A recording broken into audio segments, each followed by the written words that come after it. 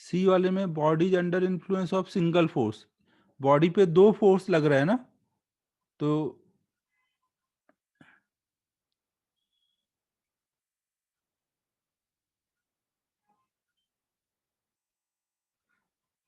A option दिया है क्या?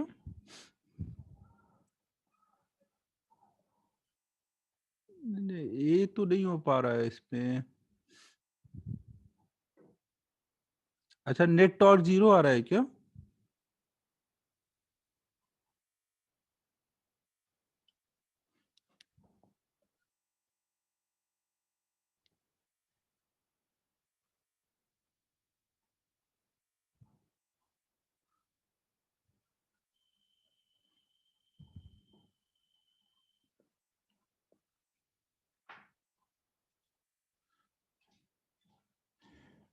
तो फिर देखना पड़ेगा ना, फिर या तो आप जैसे पहले वाले का टॉर्क निकालते हो तो R1 क्रॉस F1 कर लो ना, मान लो ओरिजिन के अबाउट निकाल लो, कोई भी एक पॉइंट के अबाउट निकाल लो टॉर्क, और ऐसे ही दूसरे पॉइंट के अबाउट निकालो तो R2 क्रॉस F कर लो। अगर दोनों टॉर्क हमारा इक्वल है ना, अपोजिट आ रहा है, तो नेट टॉर्क जीरो हो जाएगा ना। अगर नेट टॉर्क जीरो हो रहा है,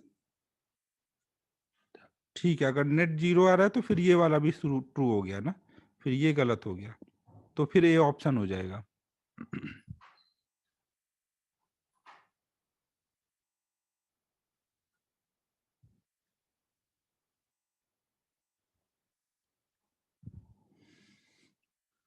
ठीक है, नेक्स्ट बताओ।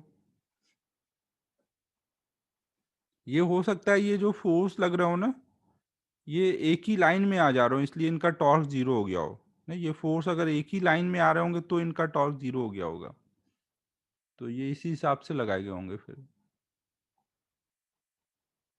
26।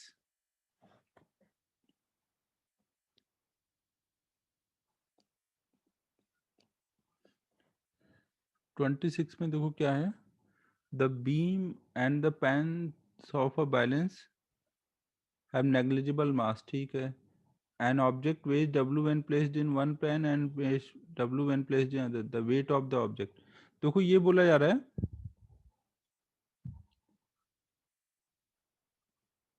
26 पहले कर लेने दो आयुष, फिर 22 देखता हूँ। इसमें बोला जा रहा है कि कोई बैलेंस है, बीम वाला बैलेंस ने, देखो पहले ऐसे बैलेंस रहते थे ना, इसमें दोनों साइड में पैन लगा रहता था, और बीच में यहाँ पे कहीं पे आप इसको पकड़ते थे, या मान लो यहाँ पे हिंज है, तो अब क्या होगा, इधर कुछ रखोगे इधर कुछ रखोगे। अब जैसे कोई ऑब्जेक्ट को वेट करना है, तो ऑब्जेक्ट को मान लो आपने यहाँ पे रखा, और इसको बैलेंस करने के लिए यहाँ पे कितने वेट का हमें वेट रखना पड़ा, वो हम रखते थे ना। जब ये हॉरिजेंटल हो जाता था तो जो यहाँ वेट रखा हुआ उसके बराबर इसका वेट मान लेते थे, ये पता होगा सबको, ऐसे हम लोग बैलेंस यूज करते हैं।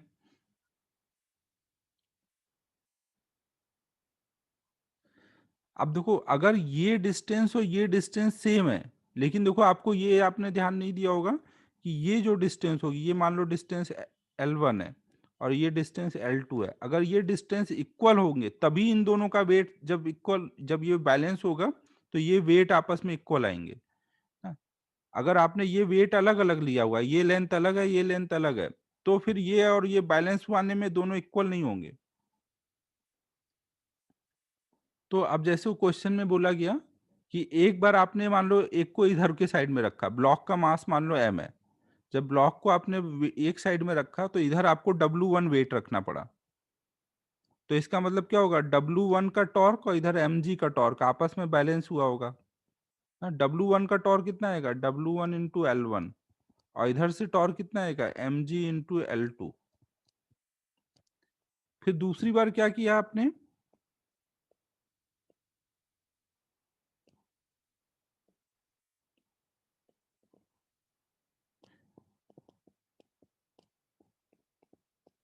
अब इस m वाले को उठा के इस साइड रख दिया, जब m वाले को इस साइड उठा के रखा तो इधर अब कितना वेट रखना पड़ रहा है, W2।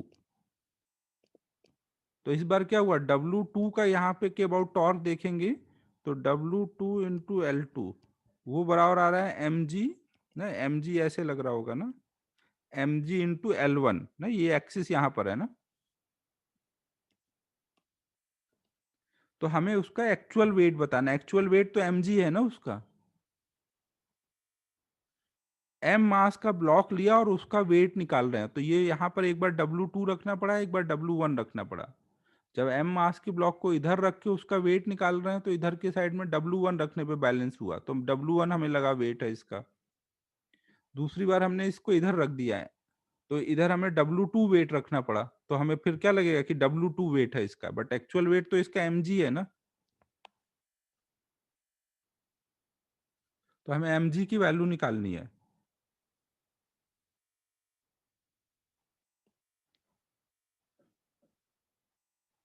तो अब हम लोग देखो यहाँ पे क्या कर सकते हैं, दोनों इक्वेशन को आपस में मल्टीप्लाई कर दो, इक्वेशन 1 मल्टीप्लाइड बाई इक्वेशन 2, तो क्या आ जाएगा W1 W2 L1 L2, इधर आ जाएगा mg स्क्वायर L1 L2।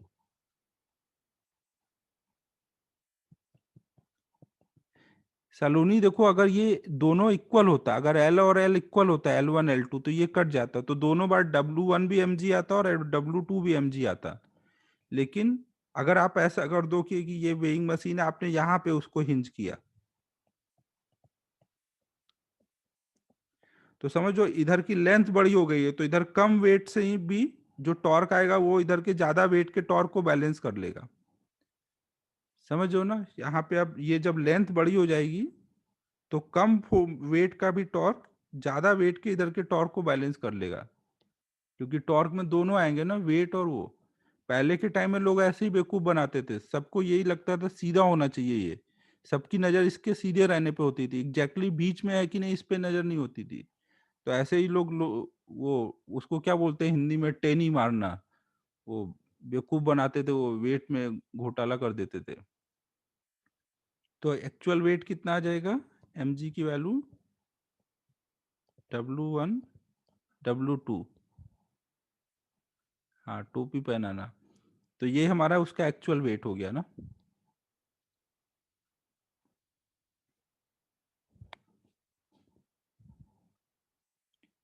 समझ आया सबको 26 में क्या था क्वेश्चन?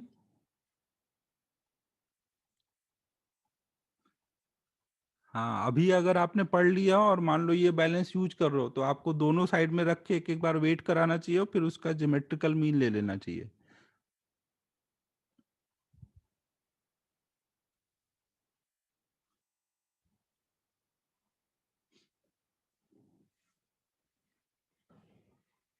नोट कर लो, फिर 22 देखते हैं।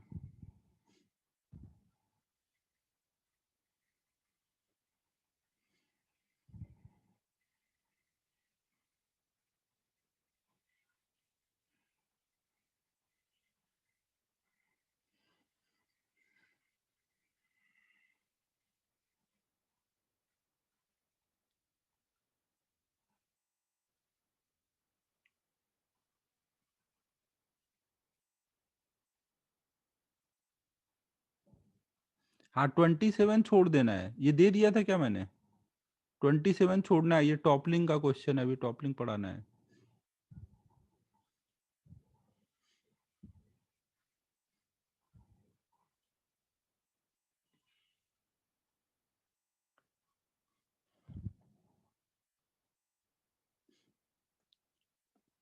22 तो एकदम फॉर्मूले बेस्ड क्वेश्चन है।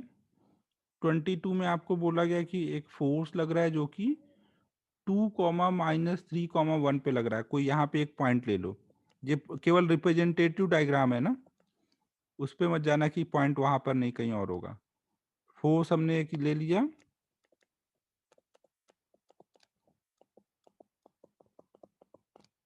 ना ये पॉइंट मान लो ए पॉइंट पर यहाँ पे फोर्स लग रहा है, और हमें 0, 0, 2 के अबाउट 0, 0, 2 के अबाउट इस पे, इस पॉइंट के अबाउट इसका टॉर्क चाहिए ना, ये जेड एक्सिस है मान लो ना, केवल देख लो जेड कोऑर्डिनेट दिया है, ये रिप्रेजेंटेटिव डायग्राम है, मैंने पहले ही बोल दिया है ना। तो ये मान लो पॉइंट बी है, तो हमें बी पॉइंट के अबाउट टॉर्क चाहिए, तो आप क्या करोगे, बी ए वेक्टर ये आर हो जाएगा, और क्रॉस आर क्रॉस एफ करेंगे ना,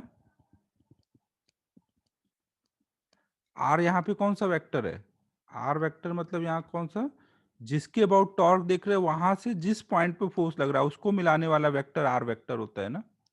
तो ए बी वेक्टर या बी ए वेक्टर, देखो ए बी वेक्टर का मतलब होता है कि बी हेड है ना, बी हेड है मतलब ऐसे वेक्टर आ रहा है, और बी ए वेक्टर का मतलब होगा कि ए हेड है ना, बी से ए की तरफ जा रहा है, तो हेड ए पर है ना, तो उसको बी ए वेक्टर बोलोगे। तो यहाँ पे बी ए वेक्टर हमारा आर वेक्टर है। और बी ए वेक्टर कैसे निकालोगे, अगर आपको हेड का कोऑर्डिनेट पता है और टेल का कोऑर्डिनेट पता है, तो वेक्टर लिखना किस दिन के लिए सिखाया गया था,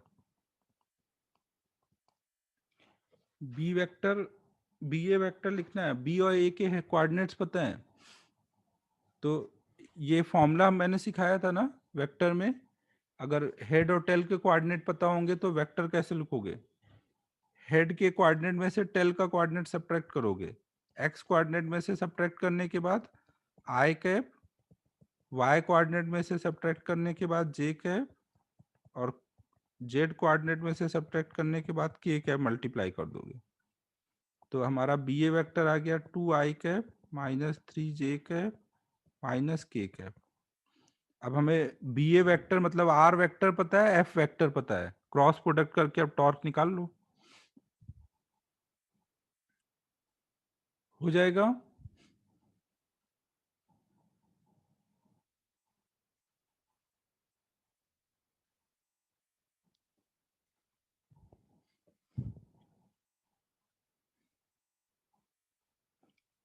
ट्वेंटी फिफ्थ का डायग्राम बताना है, एक बार वो देख लेते हैं।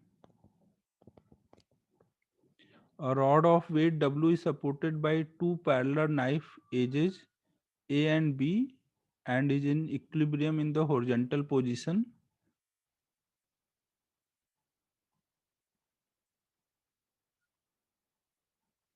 देखो आपको इसमें बोला गया है कि कोई रॉड लिया गया है, एक रॉड है और उसको दो एज पे सपोर्ट किया गया है, दो नाइफ के एज पे।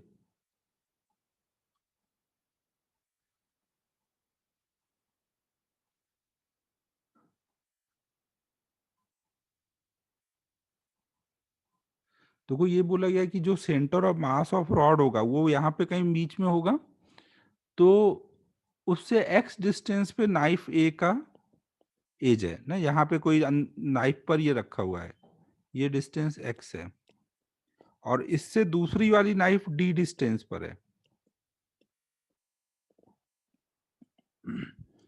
तो ये दूसरे वाले नाइफ की ये डिस्टेंस सेंटर से कितनी हो जाएगी, d-x।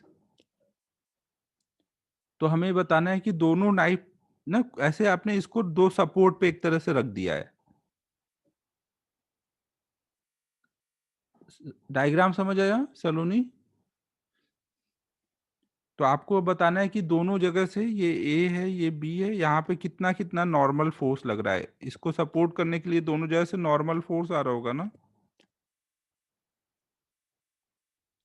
और इसका मिड पॉइंट पे इसका mg लग रहा होगा। तो ये वही क्लिप जैसे हमने स्ट्रिंग लगा के किया था वही क्वेश्चन है, हम लोगों ने यहाँ पे स्ट्रिंग लगा देते थे, टेंशन निकालते थे, यहाँ पे सपोर्ट है, नॉर्मल निकालना है।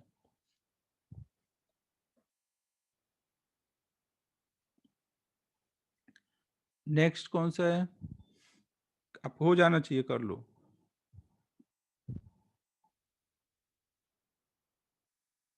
37, 30,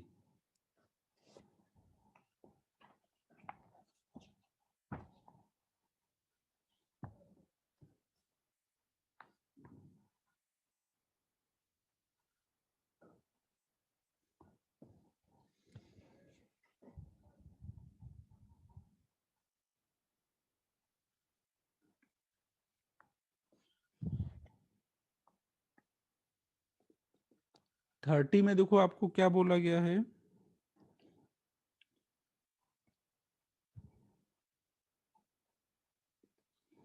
कि ऐसे फोर्स लग रहा है, एक इधर को 400 न्यूटन, एक ऊपर को यहाँ पर 200 न्यूटन,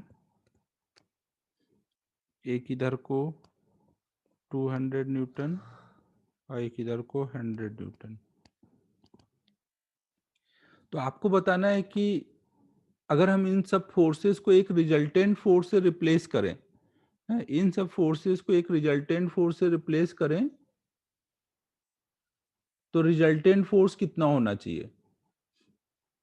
तो आप देखो क्या करोगे, रिजल्टेंट फोर्स मतलब वो मैग्नीट्यूड में इक्वल होना चाहिए और सेम टॉर्क प्रोड्यूस करना चाहिए।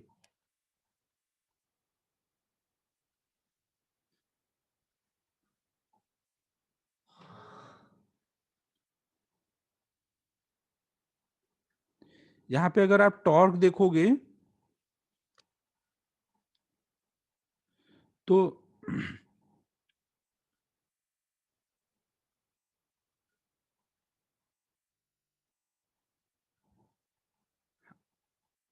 हाँ, कुछ उसी टाइप का है।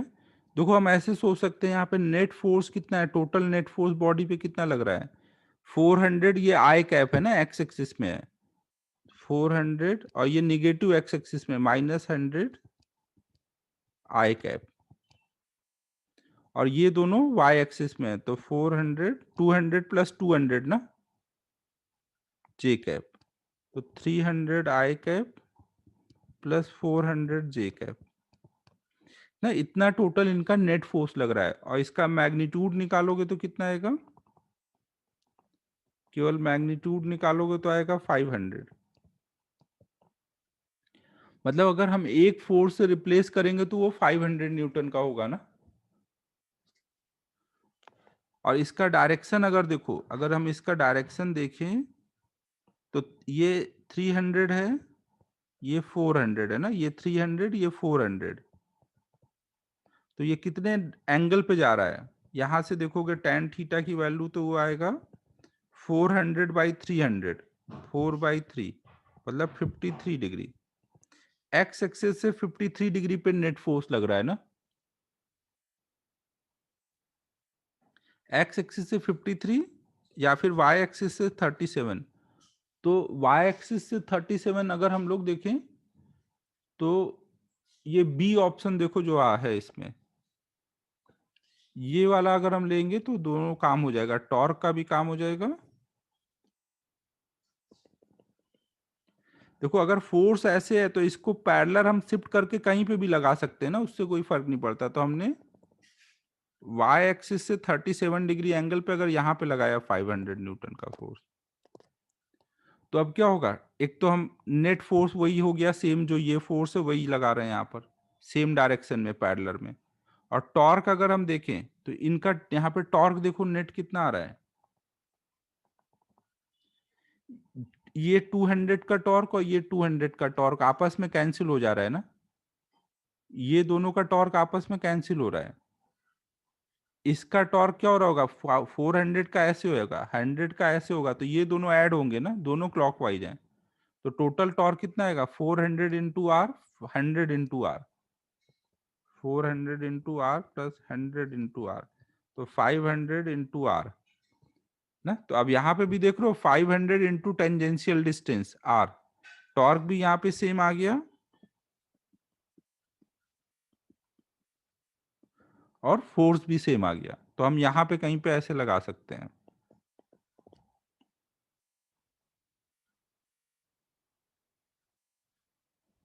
ठीक है, समझ आया क्या बोल रहा हूँ?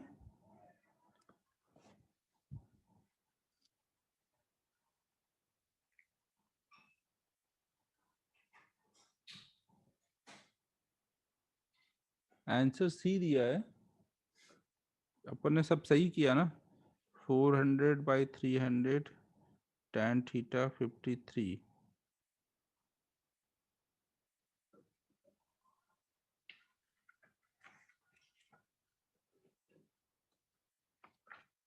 अच्छा अच्छा, हाँ सही है ना।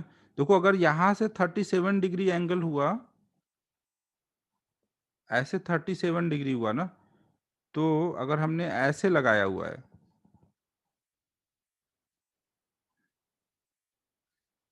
ना, अगर ये वाला फोर्स हम उठा के इस लाइन के साथ अगर हम एंगल देखेंगे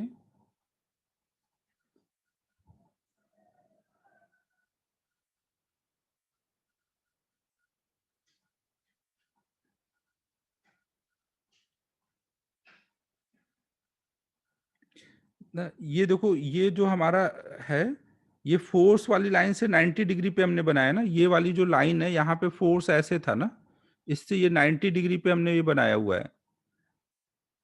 तो ये वाला अगर 37 है तो ये वाला 53 आएगा ना, ये वाला एंगल ना। एंगल कैलकुलेट सही से कर लो, सी वाला ऑप्शन आ जा रहा है ना। फोर्स इधर को आया था तो इसको उठा के बस इधर रख लेना है।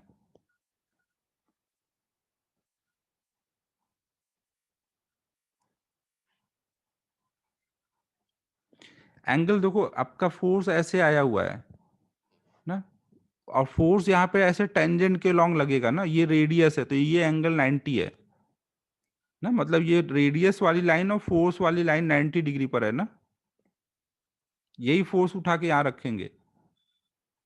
तो अब देख लो ये वाला फोर्स है और ये वाली लाइन जो है ना, आपने ये एंगल निकाला है ना, आपने ये एंगल निकाला है 53 है, ये 37 तो ये भी 53 आएगा ना। फोर्स ऐसे लग रहा है, उसी को उठा के यहाँ रख लेना है पैरेलल में। वैभव समझ गया ना।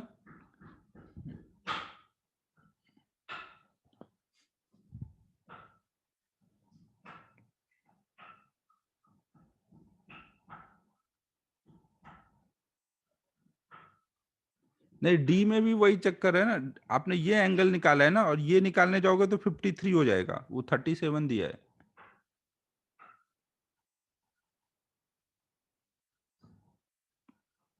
प्रथम समझ रहा है ना, ये 37 निकाला है ना, ये 53 आएगा, ये 90 डिग्री होगा।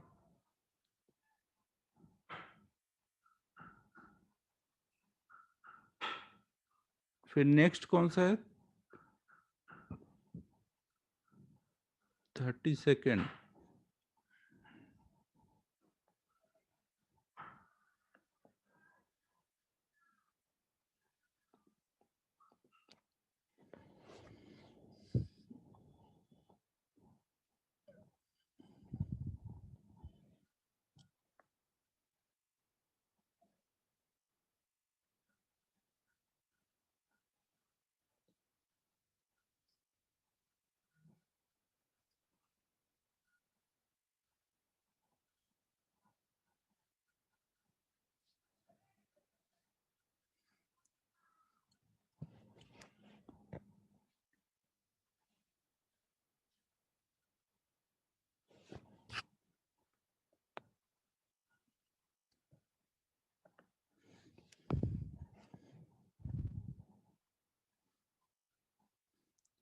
थर्टी सेकेंड में देखो क्या है, door of an almirah is 6 metre high, 1.5 metre wide and weight 8 kg. Door is supported by two hinges situated at a distance 1 meter from the end. Assuming force exerted on the hinges are equal, the magnitude of force is। देखो हमें ये बोला गया है कि कोई हमने door बना लिया अलमीरा का, और ये यहाँ पर और यहाँ पे हिंज है ना, ये डोर ऐसे दो जगह हिंज है ना, वो एंड से कितनी दूरी पर हिंज है, 1 मीटर पर।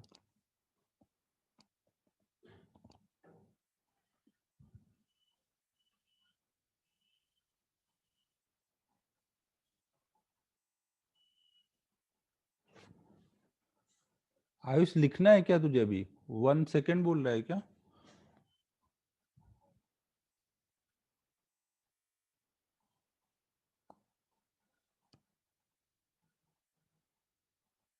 हाँ, ये हमारा 6 मीटर है, इसकी विड्थ है 1.5 मीटर, और इसका वेट 8 kg। इसका वेट क्यों हो रहा होगा, ऐसे एक्ट कर रहा होगा? एम जी की वैल्यू है 8 kg, एम की वैल्यू 8 kg है। तो हमें बताना है कि अगर हिंजेस जो हैं वो इक्वल फोर्स लगा रहे हैं तो मैग्नीट्यूड ऑफ फोर्स कितना होगा।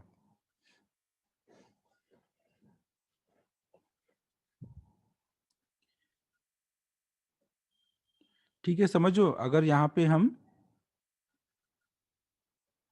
यहाँ पे हिंज से कुछ फोर्स लग रहा होगा, यहाँ पे हिंज से कुछ फोर्स लग रहा होगा, तो हमें उसके फोर्स का मैग्नीट्यूड निकालना है।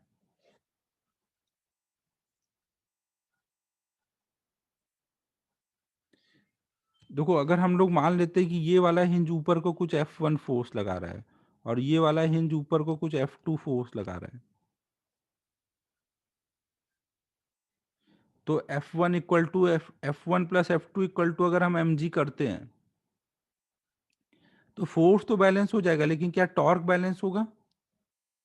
अगर हम F1 plus F2 equal to mg करते हैं, F1 प्लस F2 और ये इक्वल है, तो क्या टॉर्क बैलेंस होगा? ना, ये देख लो ये ऐसे घुमा रहा है, अगर मान लो मैं यहाँ इस वाले एक्सिस के अबाउट टॉर्क देखूं तो वो ऐसे घुमा रहा है, इस इन दोनों का तो टॉर्क जीरो हो जाएगा। यहाँ पे एक पॉइंट ले लेता हूँ, इस पॉइंट के अबाउट टॉर्क देखूं तो mg का टॉर्क जीरो नहीं है, F1 F2 का इसी इससे क्रॉस होगा इस पॉइंट से, तो उसका टॉर्क जीरो है। श्रेयस, अगर टॉर्क जीरो है तो वो दिखना चाहिए ना, अगर टॉर्क नहीं है तो अगर मैं कोई पॉइंट लूंगा तो टॉर्क नहीं आना चाहिए ना। अगर आपका किसी एक्सिस के अबाउट टॉर्क नहीं है तो अगर मैं पॉइंट लेता हूं तो उस एक्सिस के अबाउट टॉर्क नहीं आना चाहिए, यहाँ पे तो आ रहा है ना। तो इसका क्या मतलब है, अगर mg का टॉर्क ऐसे घुमाना चाहेगा तो ये जो इस वाले हिंज पे जो डोर होगा वो इधर जाना चाहेगा, तो ये हिंज को इधर को दबा रहा होगा, तो हिंज क्या करेगा, एक इधर को ही फोर्स लगाएगा। समझो, जब हिंज इधर को फोर्स लगाएगा तब एक ऐसे टॉर्क आएगा, वो mg के टॉर्क को रोक पाएगा। समझ आ रहा है?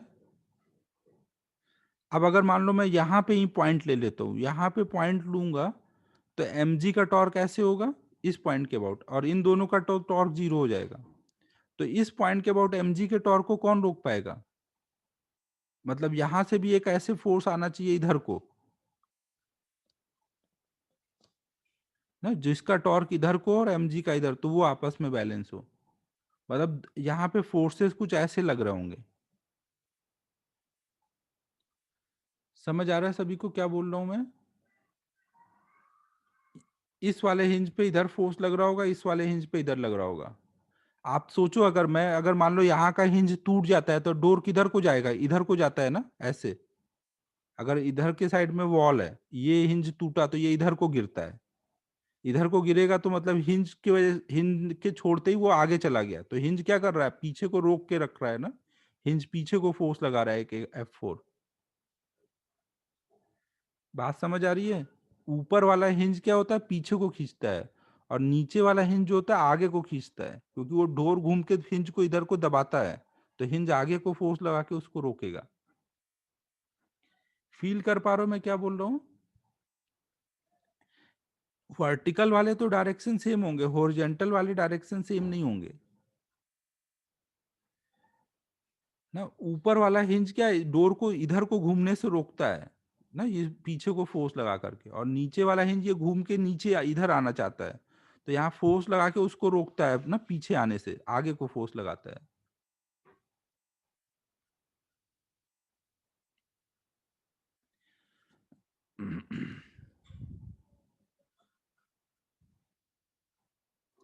अब देखो, अगर आपको डायरेक्शन नहीं समझ आया तो फिर हम लोग क्या कर सकते हैं, हम लोग मान लेते हैं कि ये F3 F4 कोई भी एक डायरेक्शन में आप मान लो ना, दोनों एक ही डायरेक्शन में होंगे। अगर ये डाउट है आपको, तो अगर दोनों एक ही में होंगे तो हॉरिजॉन्टल में फोर्स कैसे बैलेंस होगा? ये तो वर्टिकल में लग रहा है, F1 F2 वर्टिकल में, अगर F3 F4 दोनों हॉरिजॉन्टल एक ही डायरेक्शन में होंगे तो हॉरिजॉन्टल में फोर्स कैसे बैलेंस होगा? हॉरिजॉन्टल में अगर फोर्स बैलेंस चाहिए तो एक अगर इधर है तो एक इधर होना चाहिए ना।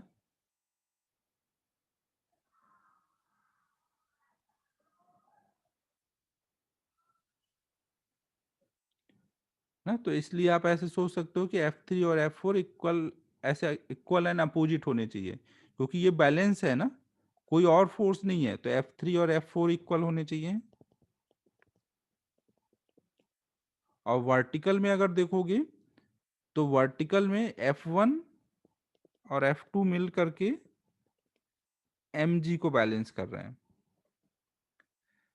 अब आपको बोल दिया गया है कि हिंज का जो नेट फोर्स है दोनों जगह सेम है। अगर ये वाले कंपोनेंट सेम है तो F1 F2 भी आपस में इक्वल होंगे। तो F1 बराबर F2 क्या है, तभी ना दोनों जगह का नेट फोर्स सेम आ पाएगा। मैग्नीट्यूड बोला गया क्वेश्चन में सेम है ना, तो हम बोल सकते हैं ये कितना है, 2F1 है, इक्वल टू mg। mg मतलब 8g, तो F1 आ जाएगा 4g।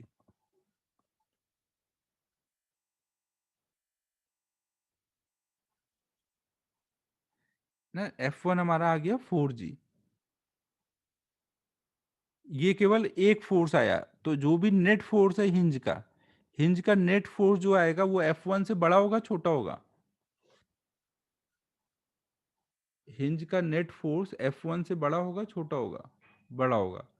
तो अब देख रहे हो F1 की वैल्यू आ जाएगी आपकी करीब 40, तो नेट हिंज का फोर्स क्या होगा, 40 से बड़ा वाला ऑप्शन होगा ना। अब देख रहे हो इस बार जो ऑप्शन बनाने वाले ने ध्यान नहीं दिया, उसने एक ही ऑप्शन 40 से बड़ा रखा हुआ है, केवल बी। तो बिना सॉल्व किए अब आगे का आप बोल सकते हो कि 43 आंसर है, बी ऑप्शन आंसर है। हालांकि हम लोग अभी आगे सॉल्व करेंगे, बट यहाँ पर ऑप्शन सीधे पता चल रहा है। हमें अभी F1 निकला है, F3 और या F4 भी निकालना पड़ेगा ना। F3 या F4 हम कैसे निकाल सकते हैं, कोई भी एक के अबाउट टॉर्क बैलेंस कर दो। मान लो अगर मैं इसके अबाउट टॉर्क बैलेंस करता हूँ, नीचे वाले पॉइंट के अबाउट ना, अगर मैं नीचे वाले पॉइंट कोई एक पॉइंट ले लेता हूँ, मान लो बी के अबाउट टॉर्क बैलेंस करता हूँ, तो बी के अबाउट इन दोनों का तो टॉर्क जीरो हो जाएगा, F2 F3 का, उससे ही क्रॉस कर रहे हैं। F1 का भी टॉर्क जीरो होगा, क्योंकि वो भी नीचे एक्सटेंड करोगे तो बी को कट करेगा। बी के अबाउट केवल किसका किसका टॉर्क आएगा, mg का टॉर्क आएगा और F4 का टॉर्क आएगा। mg इधर को घुमाएगा और F4 इधर को घुमाएगा, तो ये दोनों मैग्नीट्यूड में इक्वल होंगे तभी बैलेंस है ना। mg का टॉर्क कितना आएगा, mg इंटू एम जी की परपेंडिकुलर डिस्टेंस, परपेंडिकुलर डिस्टेंस ये होगी ना 1.5 का आधा।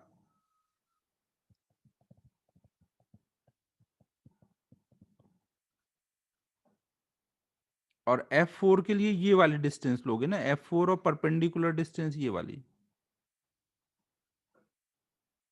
तो F4 इंटू परपेंडिकुलर डिस्टेंस, ये परपेंडिकुलर डिस्टेंस ये है ना, टोटल लेंथ में से ये 1 और 1 सब्ट्रैक्ट करोगे तो ये आएगी, तो ये कितनी आ जाएगी 4, नहीं पूरी 6 है ना।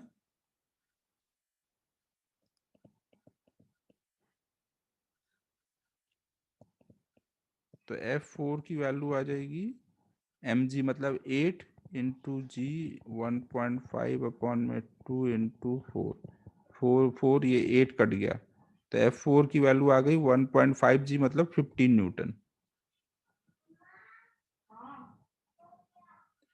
15 और 40 का अंडर रूट लोगे तो कितना आ जाएगा, नेट फोर्स कितना है हमारा, F1 का स्क्वायर प्लस F4 का स्क्वायर ना। 90 डिग्री पे दो फोर्सेस लग रहा है ना,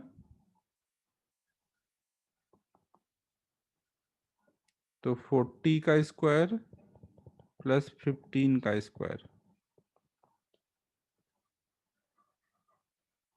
ये कितना आ जाएगा फिर।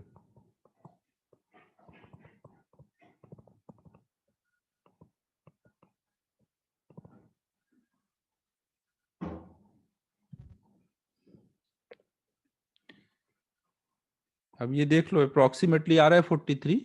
हाँ ठीक है।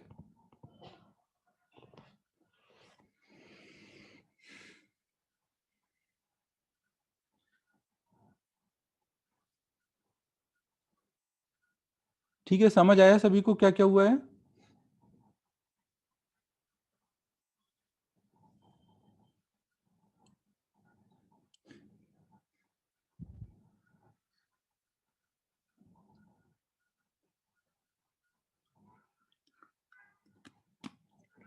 नोट कर लो इसको।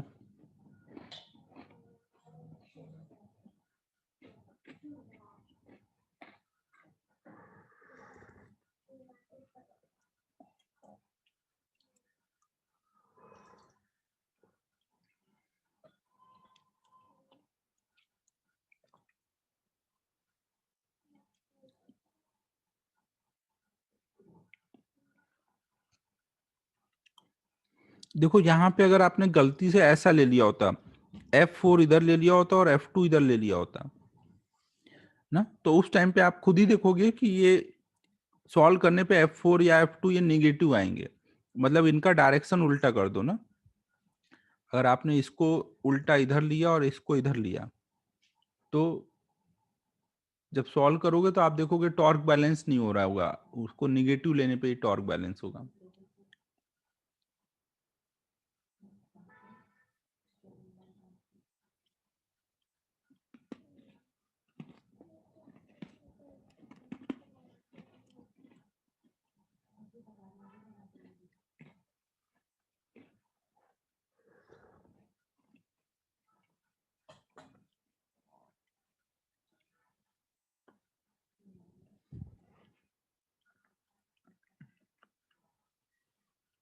नेक्स्ट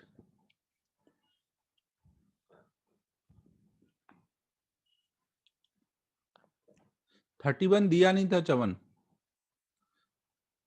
31 नहीं दिया था, टॉपलिंग का क्वेश्चन है वो।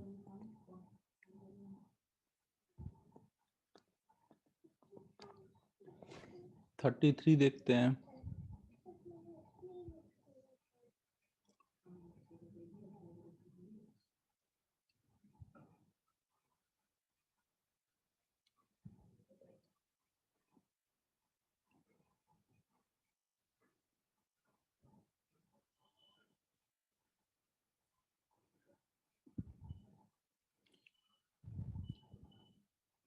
थर्टी थ्री में देखो क्या बोला गया है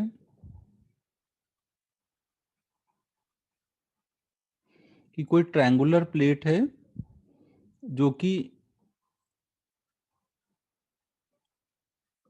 is free to rotate in vertical plane about a fixed axis passing through A.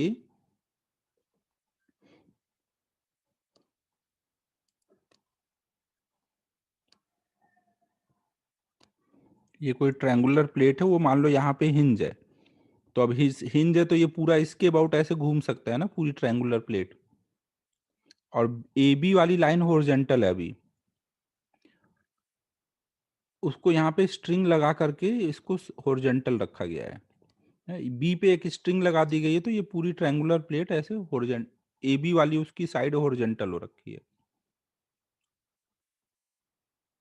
तो हमें यहाँ पे इस हिंज का फोर्स बताना है।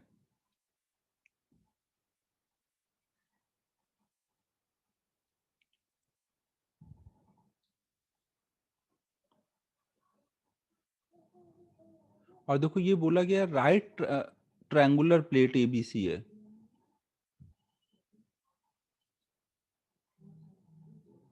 राइट ट्रायंगुलर प्लेट का मतलब क्या हुआ, एक एंगल 90 डिग्री है ना।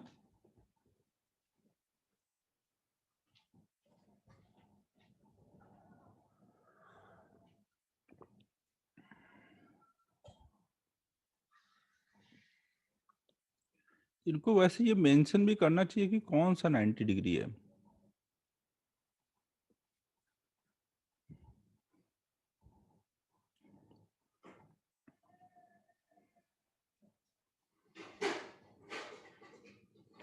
ये कैसे पता चलेगा कौन सा 90 डिग्री है इसमें।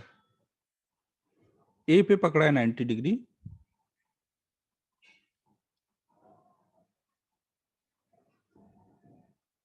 अच्छा, एक मिनट, ए पे 90 पकड़ना है तो इसका मतलब ऐसे ले लेना है और ऐसे ले लेना है।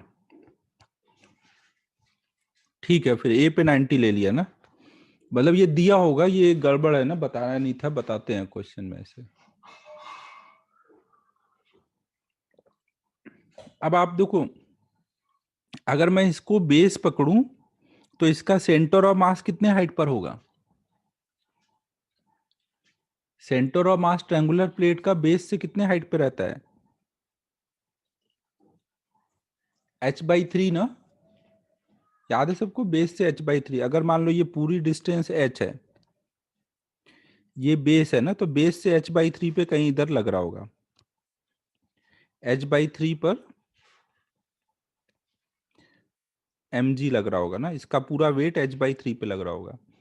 मेरे को एग्जैक्ट नहीं चाहिए कि वो यहाँ पे किस पॉइंट पर है ना, बस बेस से ये डिस्टेंस चाहिए।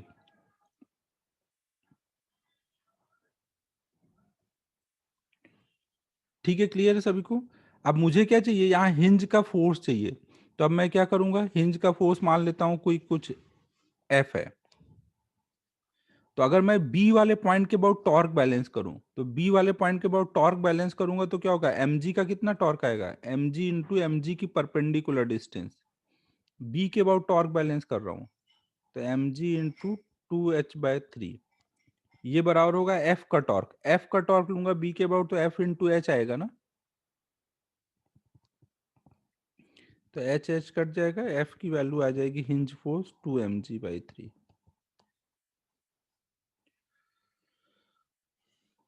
समझ आया। मुझे हिंज का फोर्स चाहिए था, इसलिए मैंने इधर वाले के अबाउट टॉर्क बैलेंस किया, ताकि इसका टॉर्क जीरो ना हो ना, ये जब जीरो नहीं होगा तभी उसकी वैल्यू आएगी। अगर मुझे स्ट्रिंग का टेंशन चाहिए होता तो मैं इधर के अबाउट बैलेंस करता।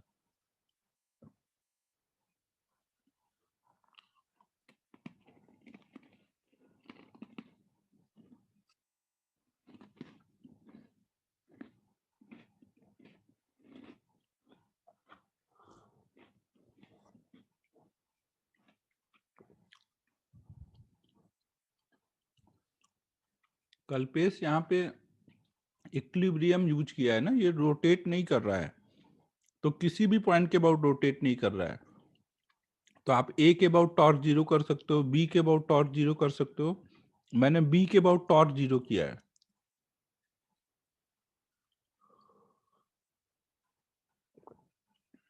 बी पे टेंशन लग रहा होगा, वो बी से क्रॉस हो रहा है, इसलिए उसका टेंशन जीरो है। mg और एफ हिंज के फोर्स का टॉर्क मैंने ये जीरो कर दिया। एक ऐसे घुमा रहा है और एक ऐसे घुमा रहा है। अगर वो घूम नहीं रहा है तो दोनों का टॉर्क का मैग्नीट्यूड सेम होगा।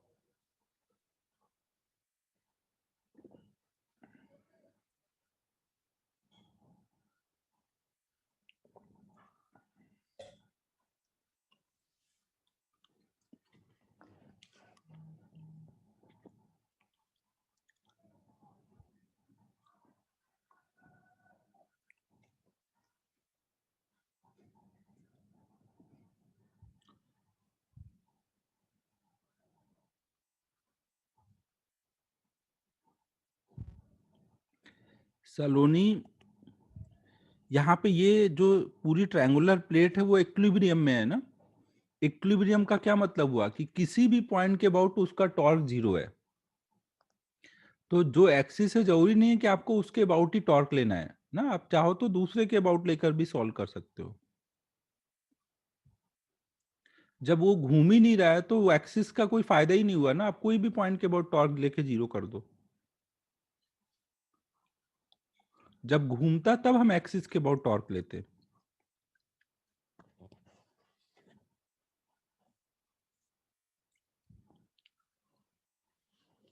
आप ऐसे भी कर सकते थे कि पहले एक ट्रांसलेशनल इक्विलिब्रियम निकाल लेते। ट्रांसलेशनल इक्विलिब्रियम कब आएगा, जब एफ प्लस टी बराबर होगा एम जी के।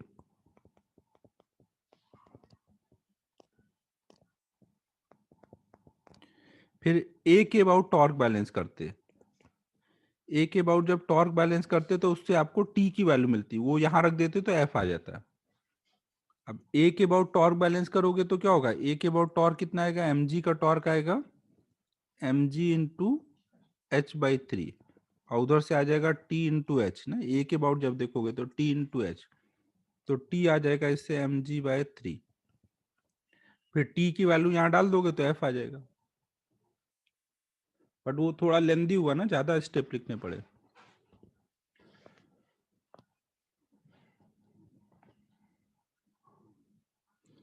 समझा सलोनी, जब कोई चीज इक्विलिब्रियम में होगा तो किसी भी पॉइंट के अबाउट टॉर्क जीरो कर सकते हो।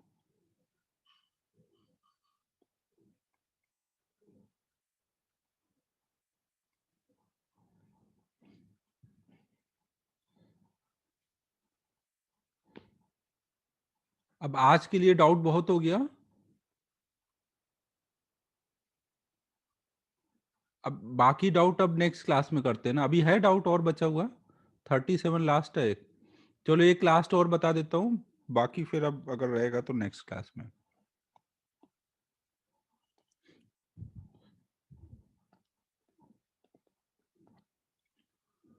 थर्टी सेवन देखो, two men support a uniform horizontal rod at its two end. If one of them suddenly lets go, the force exerted by the rod on the other man just after this movement will be remain unaffected, increases, decreases, become unequal of the force.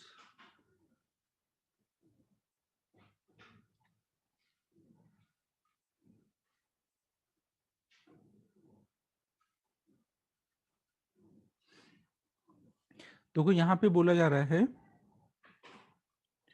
दो लोग हैं ना, एक rod को ऐसे पकड़ रखा है दो लोगों ने,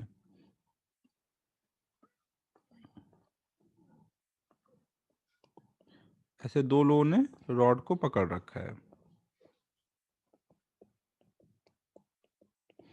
ऐसे पकड़ा हुआ है।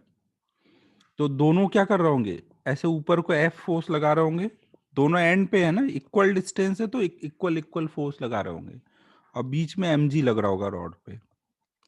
और अभी क्या होगा, फोर्स बैलेंस है, एफ प्लस एफ बराबर एम के है, तो अभी रॉड अपनी जगह बैलेंस है। फिर अचानक अगर एक छोड़ देता है रॉड को तो क्या होगा, अगर अचानक एक छोड़ देगा तो एक तो पकड़ा हुआ है ना,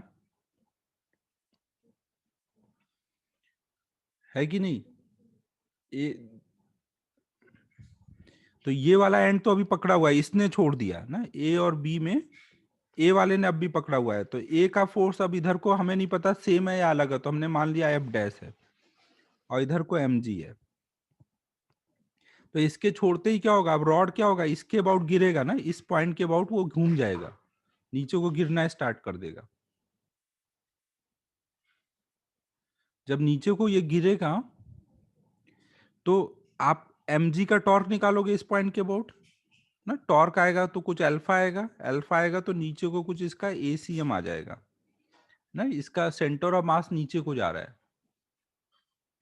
सेंटर ऑफ मास अगर नीचे को जा रहा है तो कितने अल्फा से जा रहा होगा, M G into L by two बराबर कितना आ जाएगा, M L square by three into alpha, torque equal to I alpha कर दिया ना एंड के अबाउट, एंड पे पकड़ रखा है ना उसने, तो अल्फा कितना आ जाएगा इससे, two G three G by two L. सही किया है ना, देख लो एक बार सब कुछ। तो अब इसके अबाउट अगर अल्फा से घूम रहा है तो एसीएम की वैल्यू कितनी आएगी, एसीएम के लिए क्या लोगे, आर अल्फा, और आर कितना लोगे, एसीएम आ जाएगा आर अल्फा,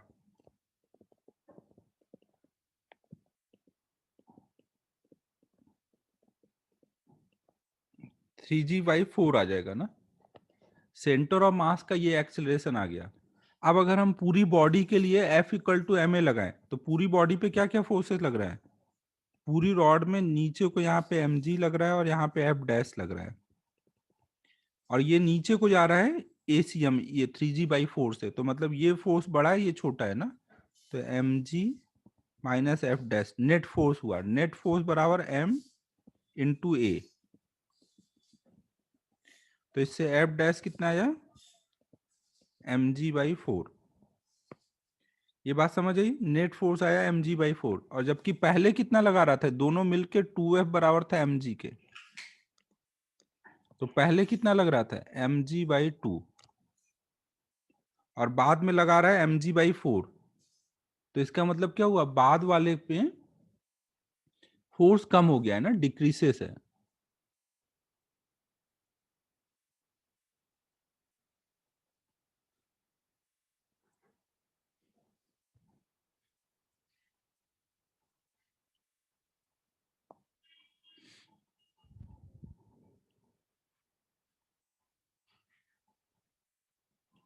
इसके दो आंसर आ रहे हैं, इसमें क्या दिया है इसका आंसर, एक तो डिक्रीसेस है, हाँ, यहाँ पे हमने बी वाले को छोड़ा है, ए वाले ने पकड़ा हुआ है ना, बी वाले ने छोड़ दिया है, ए वाले ने अब भी होल्ड किया हुआ है।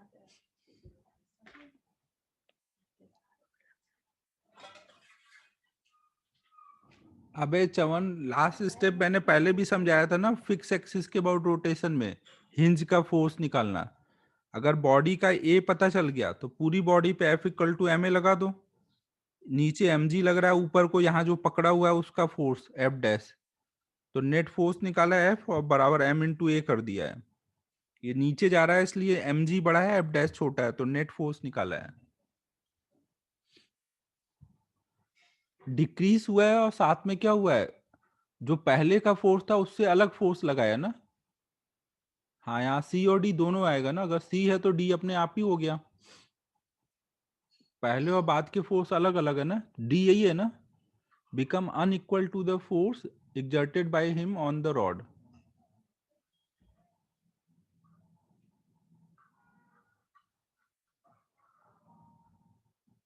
सी और डी दोनों आना चाहिए ना, पहले एम जी बाई टू था, बाद में एम जी बाई फोर हुआ, तो अनइक्वल लगाया ना बाद में।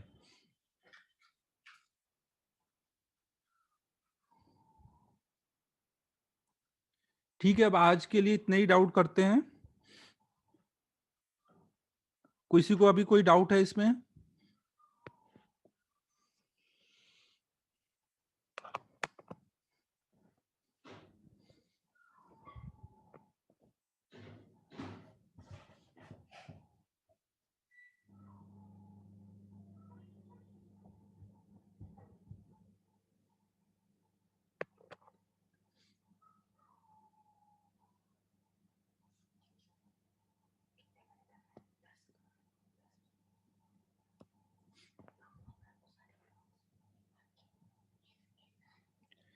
ठीक है, तो ये नोट कर लो। अब हम लोग अगला पार्ट स्टार्ट करते हैं।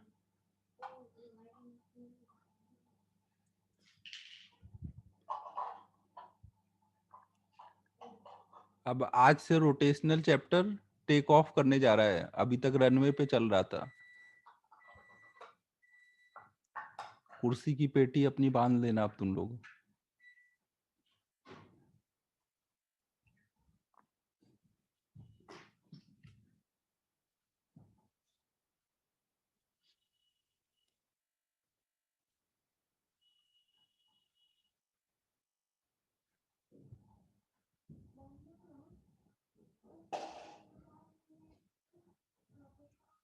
अब अगली 4 क्लासेस में अच्छा खासा दिमाग लगेगा। हाँ, मैं वही ट्राई करूंगा कि स्पीड कम रहे, कि टेक ऑफ हो ही नहीं, जमीन जमीन पे चलते हुए पहुंच जाए अपन। बट वही है, थोड़ा सा टाइम ज्यादा लग जाएगा जमीन से जाएंगे तो। कोई नहीं, अपन थोड़ा स्लो ही चलेंगे, थोड़ा लेट पहुंचेंगे और क्या।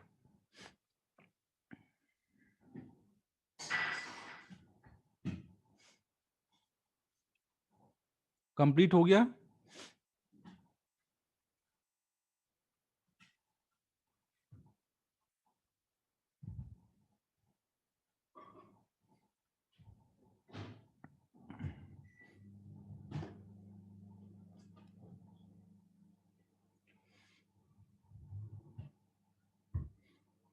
चलूं अब अगले पेज पे।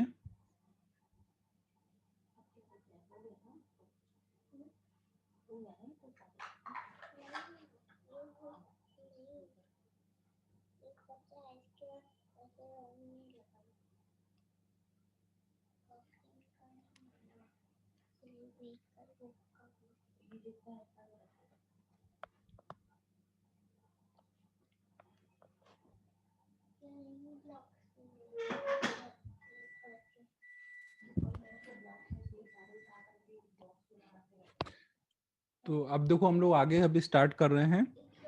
हम लोगों ने देखो लास्ट टाइम क्या स्टार्ट किया था,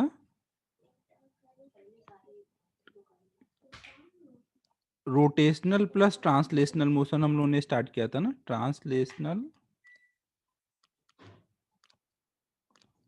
plus rotational motion.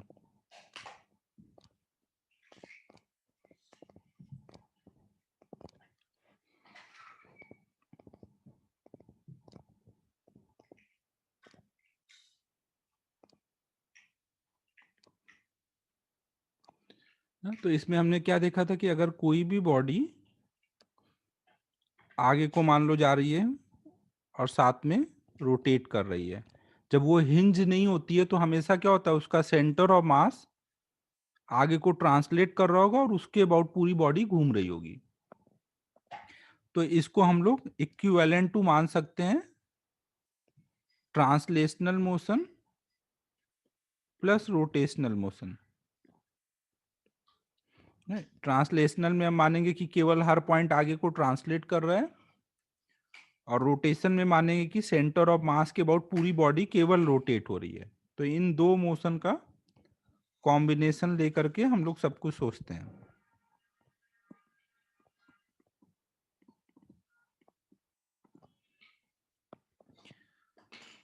Same acceleration वगैरह निकालना होगा, उनके लिए भी यही करेंगे। और क्या क्या हमने देख लिया था लास्ट टाइम में, मोमेंटम निकालना होगा सिस्टम का, तो मोमेंटम ऑफ सेंटर ऑफ मास लेंगे, और सेंटर ऑफ मास क्या कर रहा है, ट्रांसलेट, तो क्या लिखेंगे, m into V C M. Kinetic energy निकालना होगा सिस्टम का ग्राउंड के रिस्पेक्ट में, तो हम लोग kinetic energy due to translational motion plus kinetic energy due to rotational motion. ये एक तरह से क्या है, kinetic energy of centre of mass है, ये kinetic energy with respect to centre of mass है ना, half M V C M square plus half I C M into omega square ना। लास्ट टाइम हम लोगों ने यहाँ तक कर लिया था ना। एक्सिलरेशन निकालना होगा तो उसमें भी देखा था कि ट्रांसलेशनल की वजह से निकालेंगे, रोटेशनल की वजह से निकालेंगे और नेट ले लेंगे।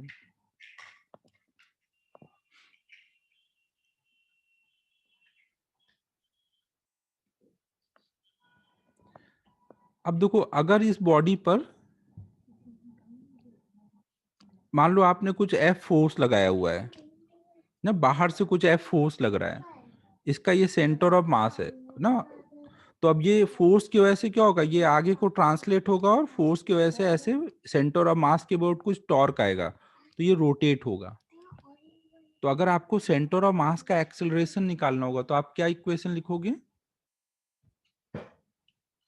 सेंटर ऑफ मास का अगर एक्सेलरेशन निकालना होगा तो आप F equal to M A लगाओगे ना, एक्सटर्नल फोर्स बराबर m into A C M ना। यहाँ पे एक्सटर्नल फोर्स कौन सा है, कैपिटल F है, तो ये लगा दोगे यहाँ पर, और टॉर्क एक्सटर्नल बराबर आई सी एम इंटू एल्फा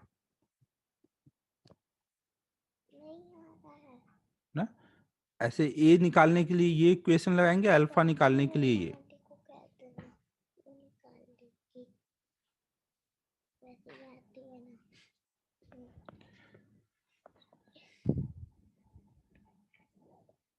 तो अब देखो यहाँ पर जब हमें प्रॉब्लम सॉल्व करना होगा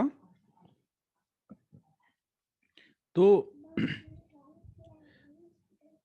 जनरल मोशन में या तो ए निकालना होगा तो वो तो सिंपली ऐसे निकल जाएगा, अल्फा निकालना होगा तो वो भी सिंपली निकल जाएगा।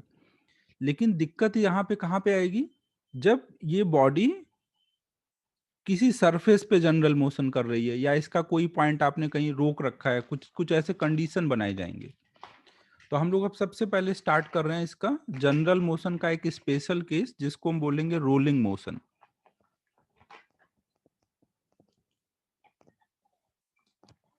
ना। रोलिंग हम लोग स्टार्ट कर रहे हैं। अक्सर आप देखते होंगे कि कोई भी व्हीकल वगैरह का जो व्हील होगा वो क्या होता है, रोल करता है ना।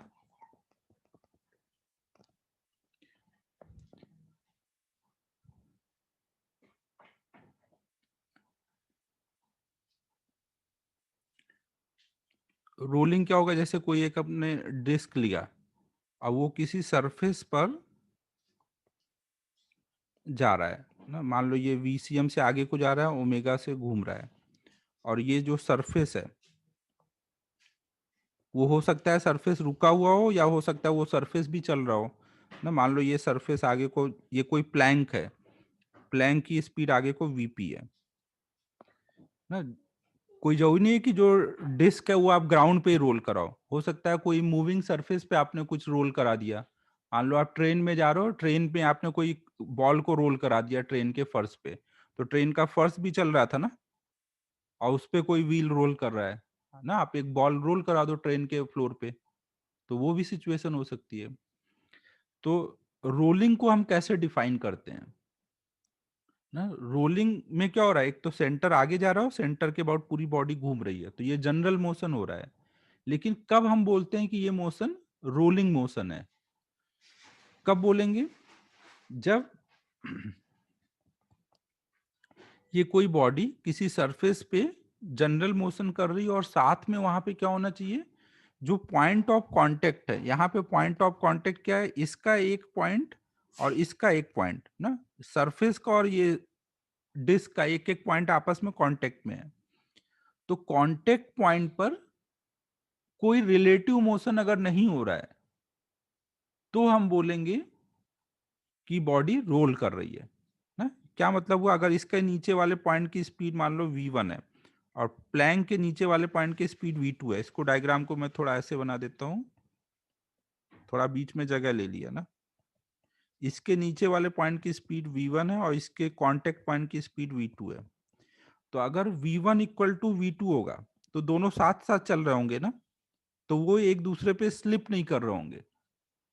अगर वो एक दूसरे पे स्लिप नहीं कर रहे हैं, तो वहां पे हम बोलेंगे रोलिंग हो रहा है। और अगर v1 not equal to v2 है, तो वहां पे हम बोलते हैं वो स्लिपिंग हो रही है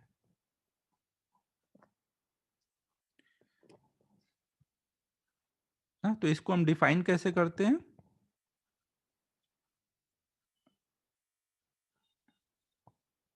if a body is doing general motion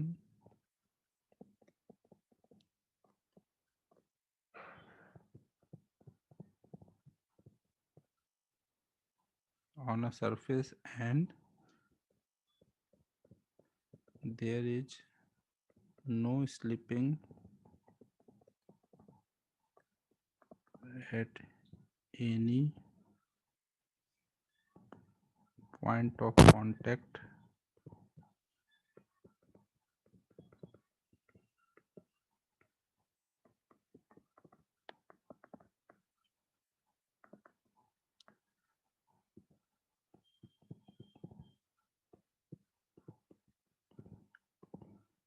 rolling motion को हम लोग कई बार प्योर रोलिंग भी बोलते हैं ना, एक ही चीज है, प्योर रोलिंग या रोलिंग।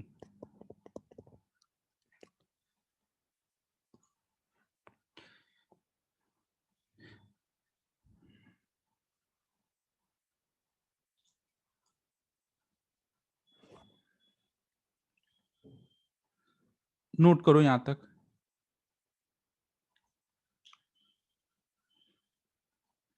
अभी थोड़ा समझा लेने दो, फिर डाउट पूछना ना, अभी कोई डाउट नहीं पूछना।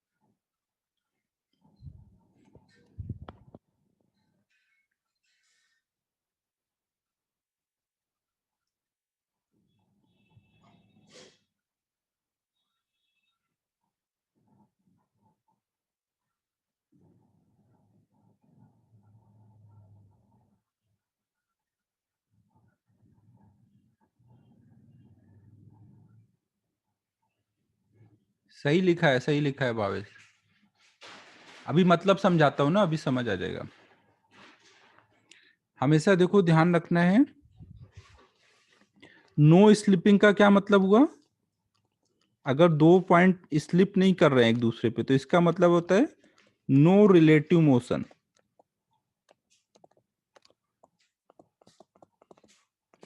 दो पॉइंट कब आप बोलोगे कि एक दूसरे के पे स्लिप नहीं कर रहे हैं? जब वो साथ साथ चल रहे हैं।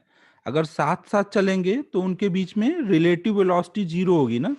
रिलेटिव वेलोसिटी जीरो कब होगी? जब दोनों की वेलोसिटी इक्वल होगी।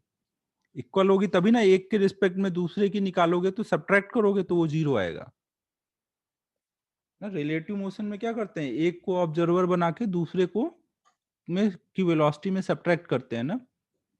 अगर दोनों इक्वल होगा तभी रिलेटिव वेलोसिटी जीरो मिलेगी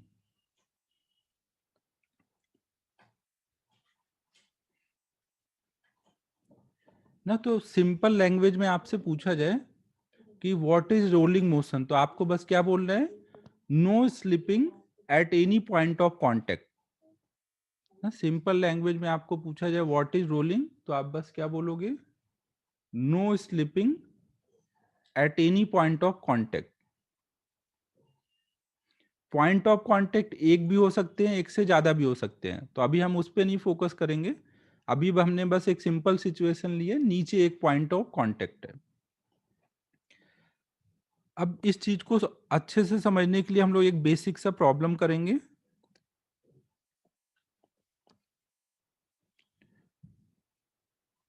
सपोज एक कोई स्पीयर है जो आगे को वी स्पीड से जा रहा है, इसका सेंटर, और ये ग्राउंड पर है और रोलिंग कर रहा है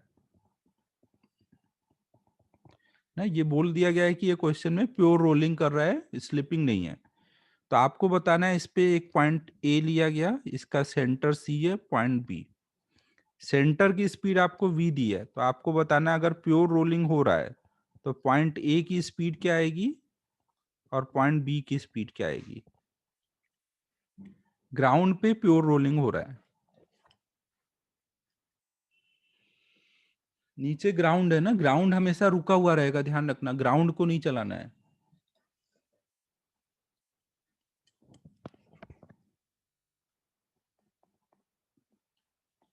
ट्राई करो सभी।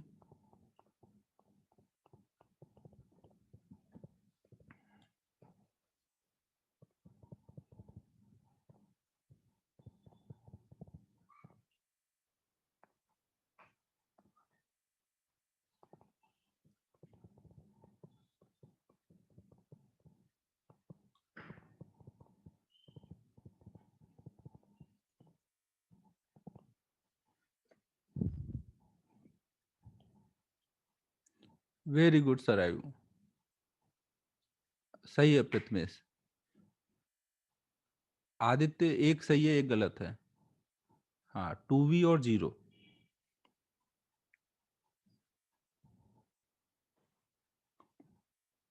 देखो अगर ये प्योर रोलिंग कर रहा होगा तो अगर सेंटर वी से जा रहा है और सेंटर के अबाउट पूरी बॉडी कुछ ओमेगा से घूम रही होगी ना, तो आप क्या करोगे यहां पर, इसको आप दो मोशन का कॉम्बिनेशन मानोगे।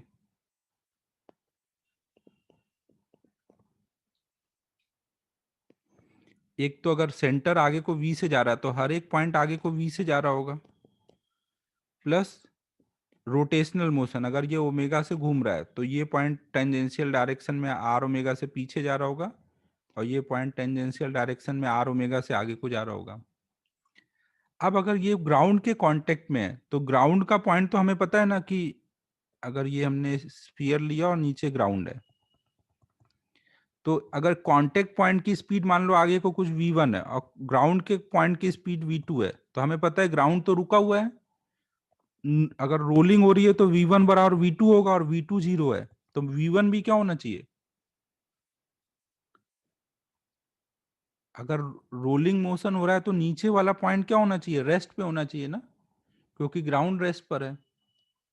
तो इसका क्या मतलब हुआ कि जब हम पॉइंट बी की स्पीड निकालेंगे तो v और r ओमेगा इनका नेट कितना आना चाहिए, v आगे को r ओमेगा पीछे को ना, ये बराबर कितने के आना चाहिए, जीरो के। नेट स्पीड आई v माइनस आर ओमेगा, वो हमने 0 के बराबर कर दिया। v1 की वैल्यू आएगी v माइनस आर ओमेगा ना, तो इससे हमें v इक्वल टू आ गया आर ओमेगा। हमेशा ग्राउंड पे जब भी प्योर रोलिंग होगी तो वहां v equal to R omega follow हो रहा होगा, ग्राउंड पे प्योर रोलिंग ना। अगर ग्राउंड नहीं है तो वहां पे ये चीज फॉलो नहीं होगी। जैसे मूविंग सरफेस है, मूविंग सरफेस पे v2 0 नहीं होगा, तो वहां पे v equal to R omega नहीं आएगा, लेकिन ग्राउंड पे हमेशा रोलिंग में v equal to R omega आएगा। अब अगर हम ऊपर वाला पॉइंट देखें, ये तो पॉइंट बी हो गया, ए को देखें तो ए पे क्या बोलोगे, v प्लस आर ओमेगा। नहीं, ये भी हमने बी पॉइंट के लिए किया, तो ए पे v plus R omega, R omega v के इक्वल है ना, तो v प्लस वी, तो ऊपर वाले पॉइंट पे स्पीड 2v आई ना। ऐसे हर एक पॉइंट की आप स्पीड निकाल सकते हो। समझ आ रहा है सबको? ग्राउंड पे जब प्योर रोलिंग होती है तो हमेशा ग्राउंड के जो नीचे वाला पॉइंट है वो रेस्ट पे रहता है।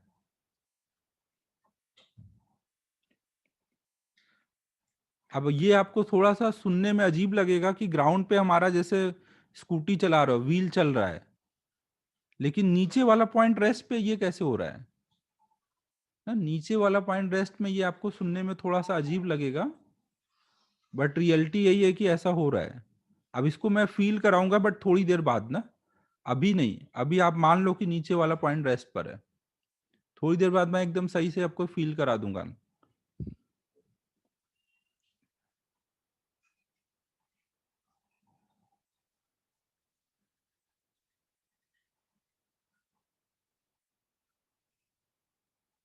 हाँ, वो हर इंस्टेंट के लिए होता है।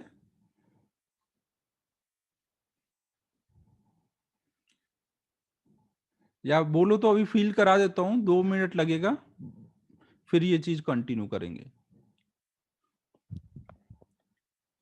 चलो ये करा देता हूँ, हालांकि ये आगे मुझे फिर से रिपीट करना पड़ेगा, बस ये चक्कर होगा, तो उस टाइम जल्दी जल्दी कर दूंगा बाद में।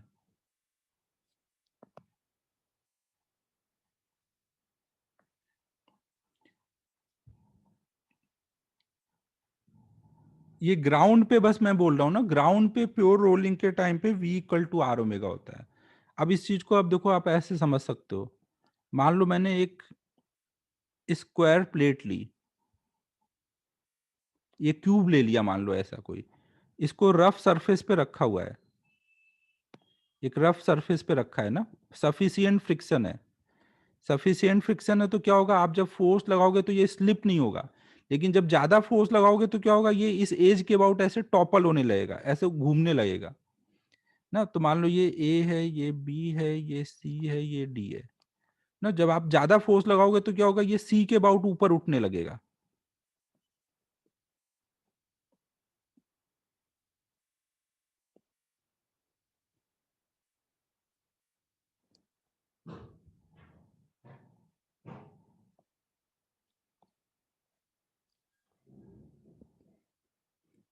एक मिनट रुकना ना।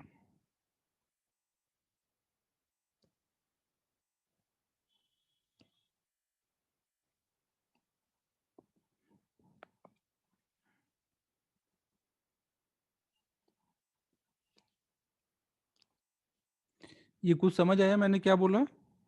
अगर ये चीज को आपने मान लो यहाँ फोर्स लगा रहे हो और ये सफिशियंट फ्रिक्शन यहाँ प्रेजेंट है, तो ये आगे स्लिप नहीं हो सकता, लेकिन ज्यादा फोर्स लगाओगे तो ये ऐसे टॉपल हो जाएगा ना। इसको आप ऐसे रोल करा करा के आगे ले जा सकते हो, तो क्या होगा, सी के अबाउट ये घूमेगा और बाद में क्या होगा, ये घूम करके बीसी वाला जो पार्ट वर्टिकल है बाद में हॉरिजॉन्टल हो जाएगा। तो ये थोड़ी देर बाद आपको ऐसे दिखेगा, बी वाला पॉइंट ये आगे घूम करके इधर आ गया, सी वाला पॉइंट यहाँ पर आ गया ना, बीसी ग्राउंड पे आ गया, डी ऊपर आ चुका है, ए वाला इधर आ चुका है ना, ऐसे हो चुका है। फिर अब फिर से आपने फोर्स लगाया ना, और ये कितना आगे आ चुका होगा, सी पॉइंट अपनी जगह ही ना, बी आगे गिर गया है, तो ये बी सी के बराबर लेंथ होगी ना। ये कितना आगे चला जाएगा, एक बार ऐसे घुमाओगे तो ये जितनी लेंथ है ये बी घूम के ग्राउंड पे आ जाएगा, बी सी ऐसे आ चुका है, तो यही चीज दिखाई गई है ना। एक्चुअल में ये डायग्राम यहीं पे दिखाना चाहिए था, इसी के आगे ऐसे घुमा के दिखा देना चाहिए था। नहीं, लेकिन साथ में वो आगे भी जाता जाएगा।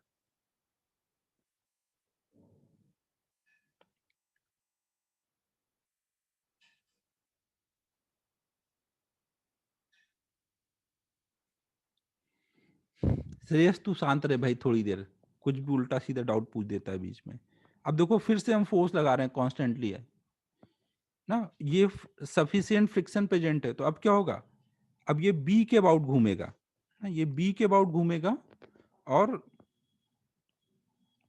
ए बी वाली जो साइड होगी ये अब ग्राउंड पे आ जाएगी, तो अब ये ऐसे आ जाएगा, ए अब इधर आ जाएगा घूम के नीचे, बी यहाँ रह जाएगा, सी ऊपर उठ जाएगा, डी इधर आ जाएगा ना। ध्यान रखना फ्रिक्शन बहुत ज्यादा है तो ये स्लिप नहीं कर सकता ना, लेकिन ज्यादा फोर्स लगाओगे तो ये ऐसे गिर जाएगा, टॉपल हो जाएगा ना, ऐसे टॉपल करा करा के हम इसको आगे ले जा रहे हैं।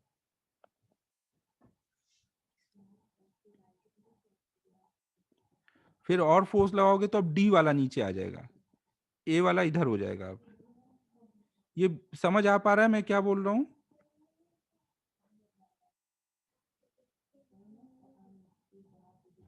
तो यहाँ सी के अबाउट ये घूमा थोड़ी देर, फिर बी के अबाउट घूमा, फिर ए के अबाउट घूमा, अब फिर फोर्स लगाओगे तो डी के अबाउट घूमेगा, और डी के अबाउट घूमने के बाद क्या हो जाएगा, अब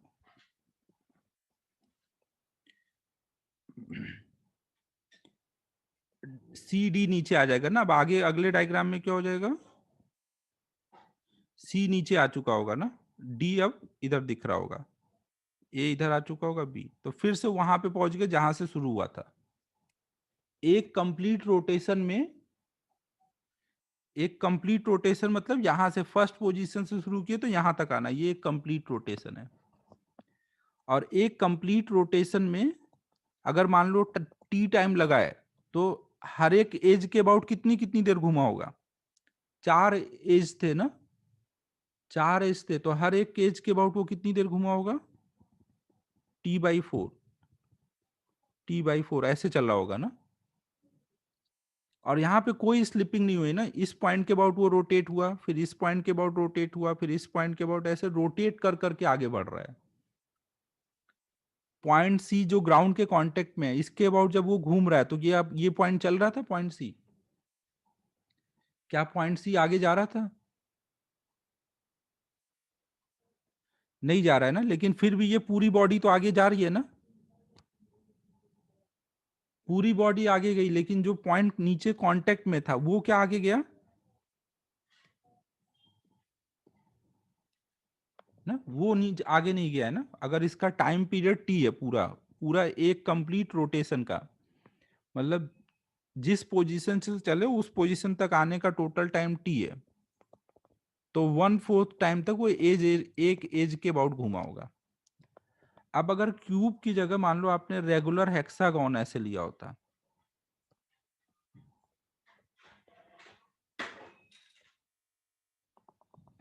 तो अब इसमें कितने कॉर्नर आएंगे, 1 2 3 4 5 6।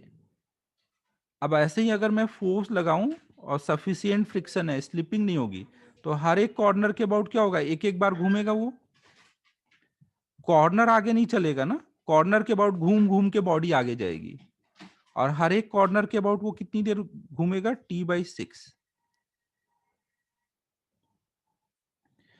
तो यहाँ पे भी यही होता है, जैसे स्फीयर है, अभी लिखने के लिए टाइम दूंगा ना। स्फीयर को आप मान सकते हो, अगर मैं इसी में साइड बड़ा करता जाऊं, साइड बड़ा करता जाऊंगा तो क्या होगा, ये T/N, एन जहाँ पे नंबर ऑफ साइड होंगे।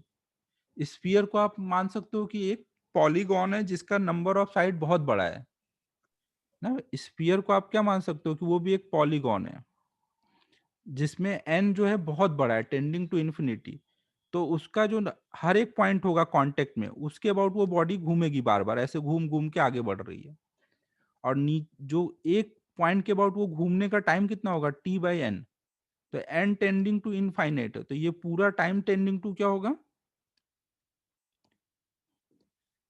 ये टाइम टेंडिंग टू 0 होगा। मतलब एक बहुत ही छोटे से इंस्टेंट के लिए नीचे वाले पॉइंट के अबाउट बॉडी घूमती है। ये क्या हो गया ना, नीचे वाले पॉइंट के अबाउट एक इंस्टेंट के लिए बॉडी घूमेगी, फिर अगले वाले पॉइंट के अबाउट, फिर उससे अगले वाले, और नीचे वाला पॉइंट हमेशा किसमें है, रेस्ट पर है।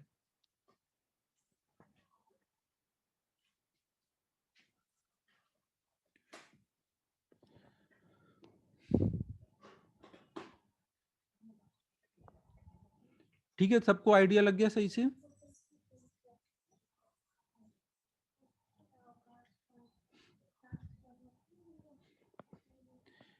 तो ये वाला पार्ट अभी मैं आगे फिर से एक बार समझाऊंगा।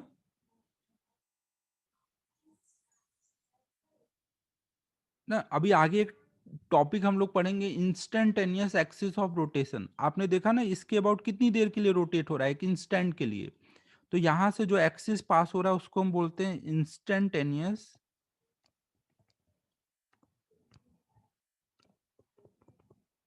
Axis of rotation. ना तो अभी इसको शॉर्ट में बोलेंगे IAR। तो ये टॉपिक अभी हम लोग पढ़ेंगे, तो उस टाइम पे फिर से हम लोग एक बार देखेंगे। नोट तो कर ही लो, आप इतना मैंने मेहनत की है तो तुम लोग भी कर लो।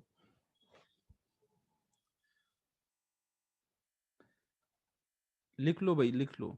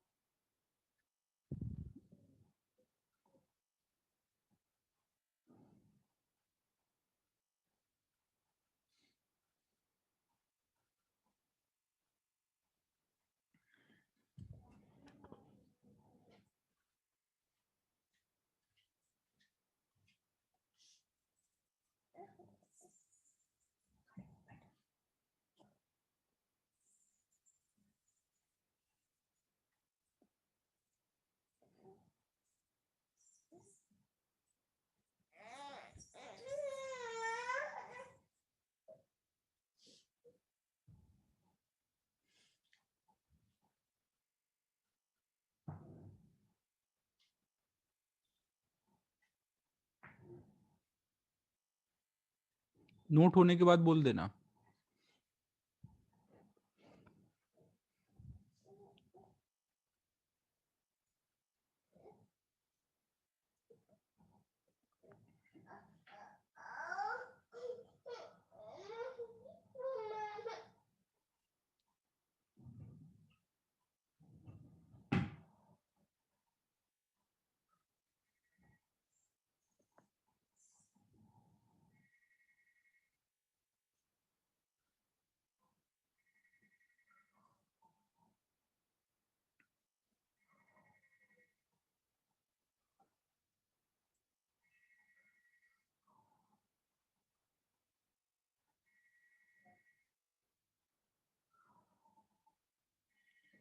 सलोनी सर्कल में आप मान सकते हो कि बहुत लार्ज नंबर ऑफ साइट्स हैं, तब जाके वो पॉलीगॉन बनाएगा ना। सर्कल मतलब आप इसमें कोई ऐसे छोटे छोटे बहुत सारे साइट्स बनाओगे।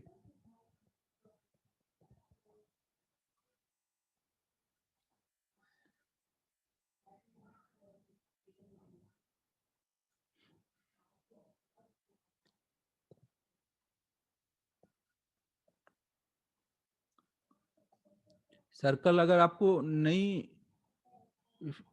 मतलब ये याद ही कर लो ना, सर्कल को आप एक पॉलीगॉन मान सकते हो जिसका एन इनफाइनाइट होता है। वो यहाँ पे बहुत सारे ऐसे साइड से मिलके बना हुआ है। अबे जीरो कहाँ से आ रहा है भाई? ये देख रहे हैं ना, इतने सारे यहाँ पे ऐसे साइड बने हुए हैं, जीरो कहाँ से बोलेगा? एक भी साइड नहीं तुझे दिख रही है।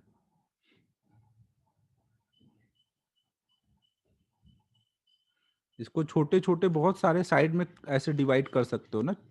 एकदम छोटे छोटे कट करोगे तो ये एक स्ट्रेट लाइन होगी ना, तो ऐसे बहुत सारे छोटे छोटे ये एजेस से मिलके बना हुआ है। पॉइंट मास तो मतलब वो जिसका डायमेंशन ही नहीं होता ना, पॉइंट मास को आप नहीं बोलोगे ऐसे कुछ भी।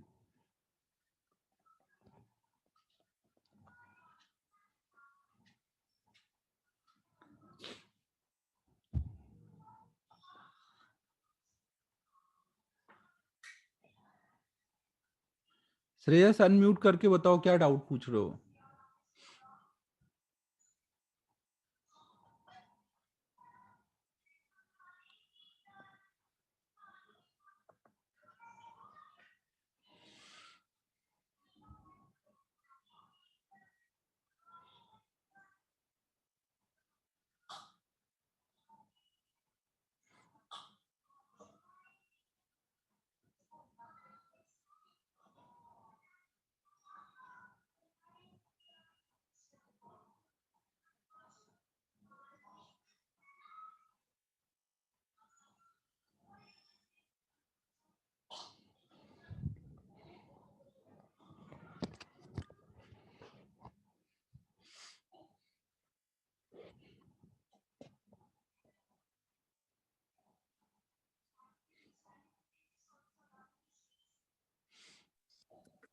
हेलो हेलो, हाँ श्रेयस बताओ।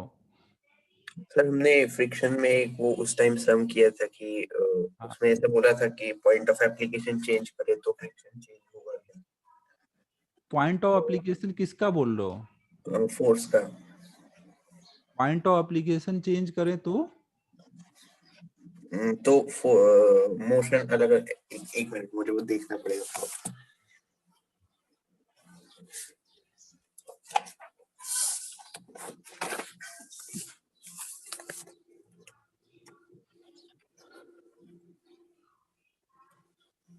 सर एक था वो प्रॉब्लम एक्सरसाइज में।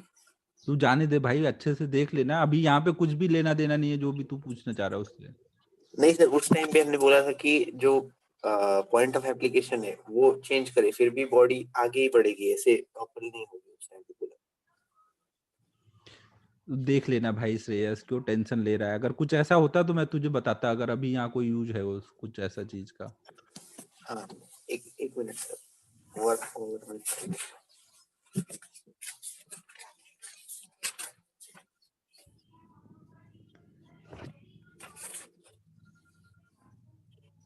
हेलो। हाँ, एक मिनट सर, हाँ जी। वो प्रॉब्लम। नहीं नहीं, अभी तो नहीं है कुछ ऐसा। ओके।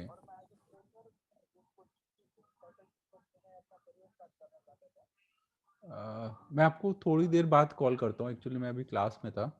फ्री होके कॉल करता हूँ ना। ओके। ओके भैया।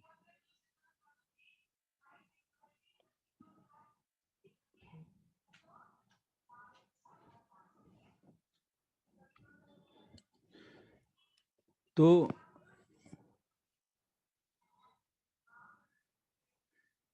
श्रेयस, अभी इधर उधर की बातें नहीं कर अपनी, वैसे ही अभी प्लेन टेक ऑफ होने वाली है, तू सच में तूफान में फंसा देगा।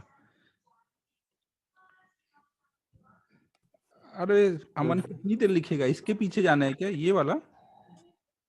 अमन ये चाहिए तुझे? जल्दी लिख।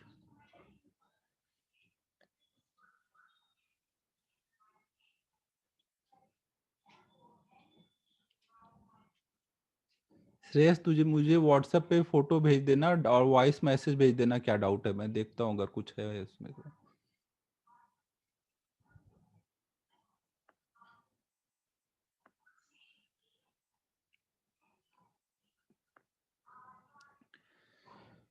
तो देखो, अभी तक हम लोगों ने ये समझ लिया कि अगर कोई मूविंग सरफेस होगा, अगर कोई मूविंग सरफेस पर बॉडी रोल कर रही है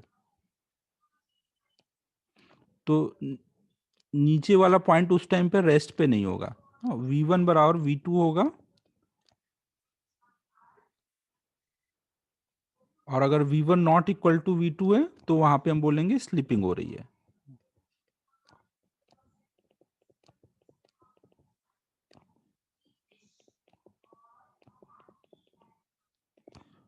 और अगर हमारा नीचे वाला सरफेस ग्राउंड हुआ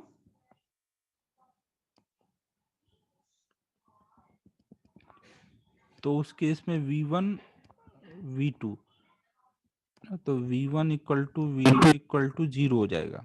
और v1 कैसे निकालेंगे? v1 निकालने के लिए v माइनस आर ओमेगा ना, v से आगे को जा रहा है, आर ओमेगा से पीछे जा रहा है, तो v minus R omega net speed आती है, वो 0 हो जाती है।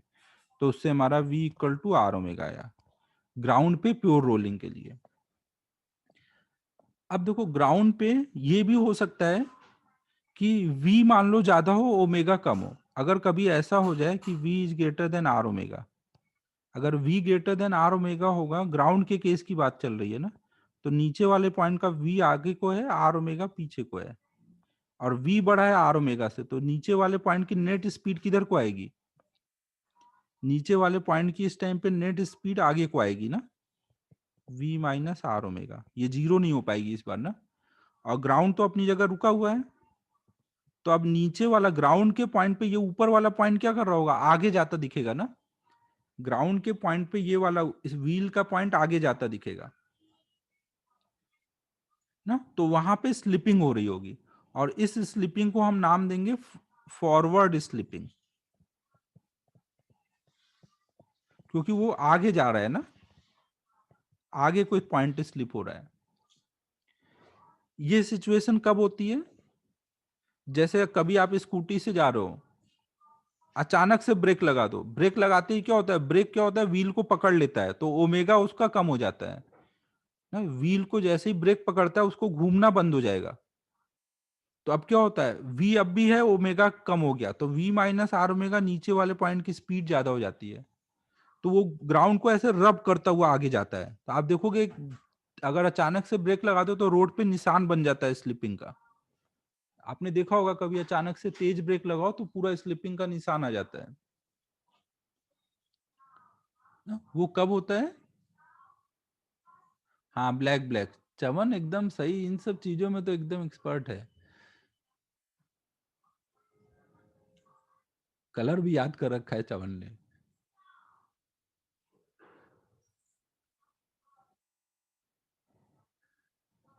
तो इसको हम लोग फॉरवर्ड स्लिपिंग बोलेंगे ना।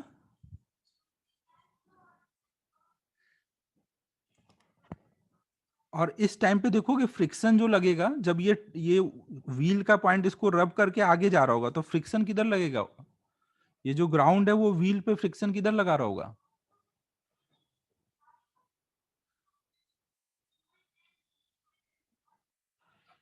पीछे को ना। इस टाइम पे जो फ्रिक्शन होगा वो पीछे को लग रहा होगा ना, ये ग्राउंड को रब करके आगे जा रहा होगा तो ये पीछे को लग रहा होगा।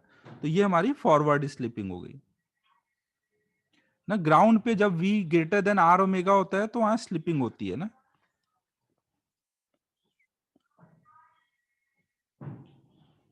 अबे चवन मजाक कर रहा हूँ भाई, ये तो कलर तो सबको ही पता है भाई, तू तो दिल पे ले लेता है तुरंत।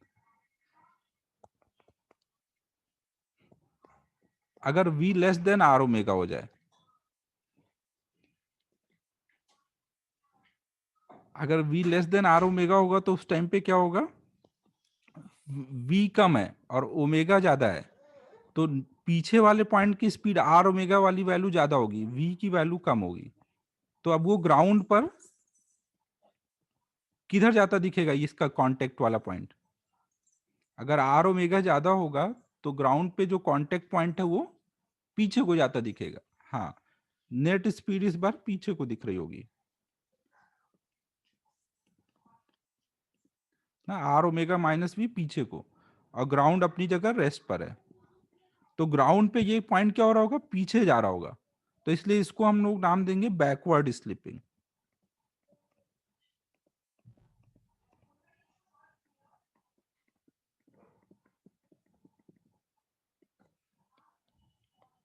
ये केस कब होता है, कभी जैसे व्हील वगैरह कीचड़ वगैरह में फंस जाए, मड में जब फंस जाता है तो क्या होता है कई बार कि वो घूमता ज्यादा है लेकिन आगे नहीं जा पाता। जब घूमता ज्यादा है तो क्या होता है, आर ओमेगा तो रहता है बट वी नहीं रहता है ना, तो वहां पे स्लिप होता है। आप खुद फील करोगे एक्सीलेटर दे रहे हो लेकिन पीछे को स्लिप हो रही है आपकी कार, ऐसा फील होता है ना। तो मड में फंसने वाला केस ये है, वी जब लेस देन आर ओमेगा हो, और अचानक से ब्रेक लगा दो, वो ये वाला केस है। और जब नॉर्मल हम चलते हैं, हाँ अपनी जगह ही घूमती है, आर ओमेगा रहता है, वी वहां पे जीरो है या बहुत कम है, तो इसलिए बैकवर्ड स्लिपिंग होती है। और बैकवर्ड स्लिपिंग में फ्रिक्शन किधर लगेगा, आगे को ना, अगर ये पॉइंट पीछे जा रहा होगा तो फ्रिक्शन उस टाइम पे आगे को लगेगा। ठीक है, समझ आ रहा है।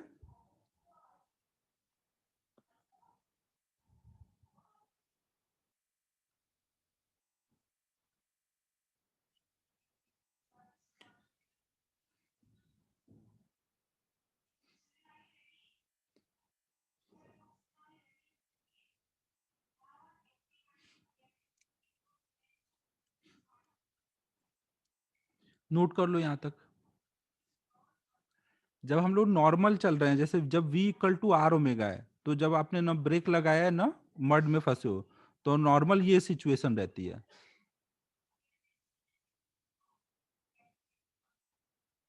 सलोनी देखो, ग्राउंड के रिस्पेक्ट में जो कांटेक्ट पॉइंट है उसको देखना है, पूरा व्हील नहीं देखना है। बस इस पॉइंट के कांटेक्ट में ये पॉइंट जो है वो किधर जा रहा है, पीछे जा रहा है तो बैकवर्ड, आगे जा रहा है तो फॉरवर्ड, अगर कहीं नहीं जा रहा है तो स्लिपिंग, ओ प्योर रोलिंग। पूरा व्हील तो कहीं ना कहीं जाएगा, आगे पीछे या वहीं पे रहे, उससे मतलब नहीं है। बस ये दो पॉइंट देख करके बताना है।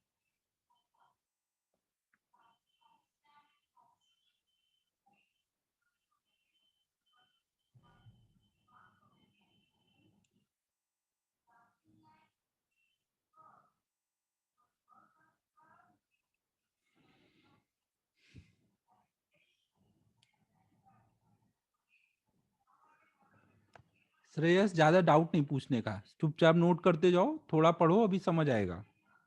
और जब प्योर रोलिंग हो रही थी तब फ्रिक्शन कितना था अभी यहाँ पर? अभी इस सिचुएशन में v की वैल्यू, फ्रिक्शन फोर्स की वैल्यू हम लोग अभी, अच्छा आगे देखते हैं, अभी रुक जाओ, यहाँ पे मत देखो।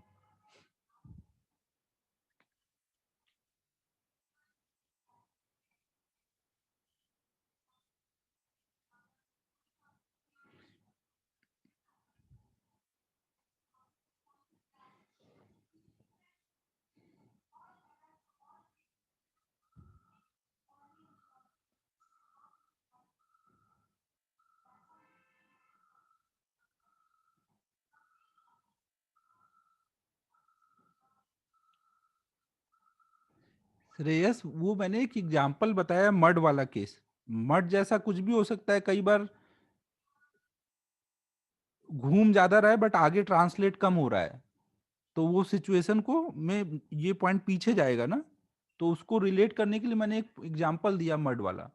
मड में ऐसा नहीं कि एक ही जगह रुका रहता है, थोड़ा बहुत मान लो आगे बढ़ पा रहा है और घूम रहा है ज्यादा, ऐसी भी सिचुएशन हो सकती है।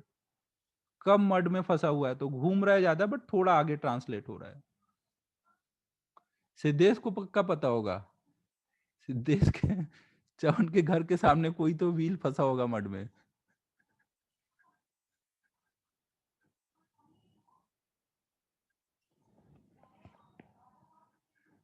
चवन सच से बता, कोई व्हील फंसा था कि नहीं?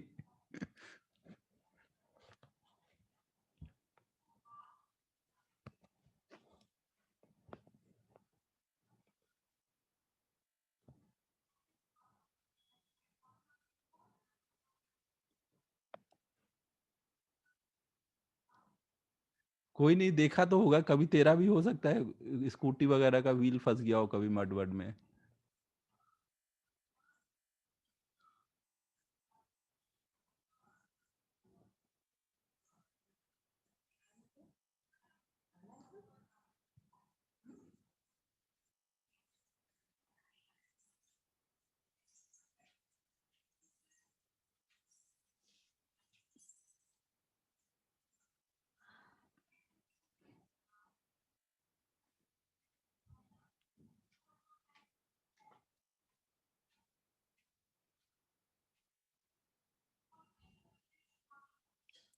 वेरी गुड चवन, एक्टिवा हमेशा धीमे धीमे ही चलाना चाहिए, ये बारिश में अक्सर ही लोग ऐसे स्लिप हो जाते हैं फिर।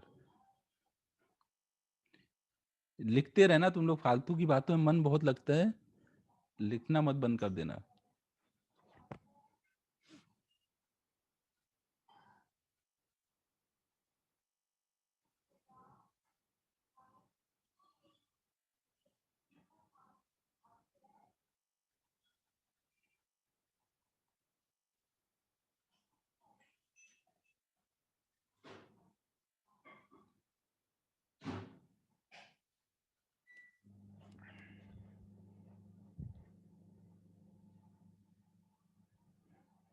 तो देखो, अक्सर आपको ऐसे जैसे केस आया कि v equal to R omega है, तो वहां पे रोलिंग हो रहा होगा, तो रोलिंग हो रहा होगा लेकिन ग्राउंड होगा तभी ना। अगर मूविंग प्लेटफॉर्म पे v equal to R omega condition नहीं है रोलिंग की ना, ग्राउंड के लिए कंडीशन है v equal to R omega.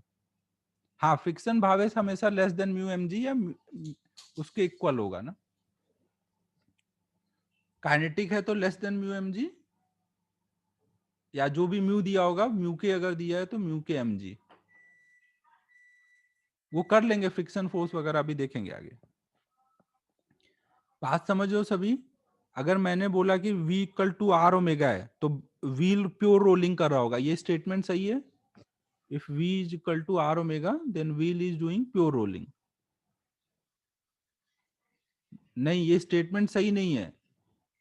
अगर मैंने ये मेंशन नहीं किया कि ग्राउंड पे बोल रहा हूं या कोई मूविंग सरफेस पे बोल रहा हूं, ये चीज केवल कहां पे ट्रू है? ग्राउंड पे ना।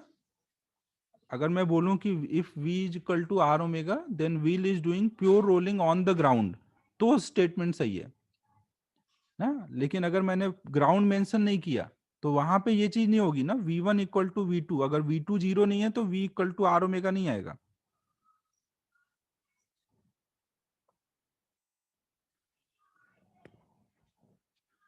ना। तो ये भूलना नहीं, अक्सर हमें ऐसे स्टेटमेंट आ जाता है और हम प्रॉब्लम करते हैं तो most of the problem ground के रहते हैं, तो हमारे दिमाग में यही सेट हो जाता है कि v equal to R omega मतलब रोलिंग, और not v equal to R omega मतलब स्लिपिंग। बट वो केवल ग्राउंड के लिए है, मूविंग सरफेस पर अलग हो रहा होगा ना। मूविंग सरफेस का भी मैं कंडीशन लिख देता हूं।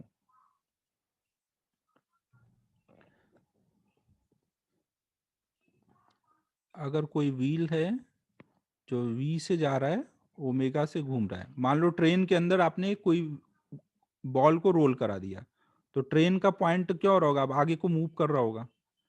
इसका कांटेक्ट पॉइंट का स्पीड मान लो v1 है और इसके कांटेक्ट पॉइंट की स्पीड v2 है। तो अब क्या होगा, नीचे वाले पॉइंट की स्पीड कितनी बोलोगे आप? आगे को v, पीछे को r ओमेगा। तो नेट स्पीड v1 की वैल्यू कितनी आएगी, इस पॉइंट की speed v minus R omega. अब प्योर रोलिंग के लिए क्या होना चाहिए, v1 one equal to V two, मतलब v माइनस आर ओमेगा बराबर v2 के हुआ, तो वहां पर होगा प्योर रोलिंग। प्योर रोलिंग मतलब वही रोलिंग ना। यहाँ पे v2 जीरो नहीं है ना। या फिर अगर v minus R omega greater than v2 हुआ, अगर नीचे वाले पॉइंट के रिस्पेक्ट में ये पॉइंट आगे जा रहा है, तो आप क्या बोलोगे वहां पर, फॉरवर्ड स्लिपिंग। और अगर v minus R omega less than V two है, नीचे वाला पॉइंट के रिस्पेक्ट में ये पॉइंट की स्पीड कम है, मतलब ये आगे जा रहा है, ये पीछे जाता दिखेगा, तो वहां पे बोलोगे बैकवर्ड स्लिपिंग।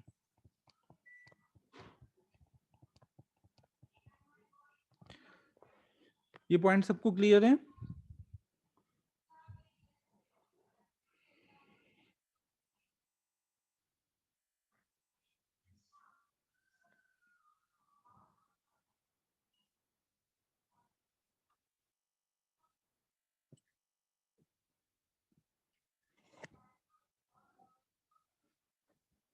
अब ये नोट कर लो। अब हम लोग रोलिंग पे प्रॉब्लम सॉल्व करना स्टार्ट करते हैं।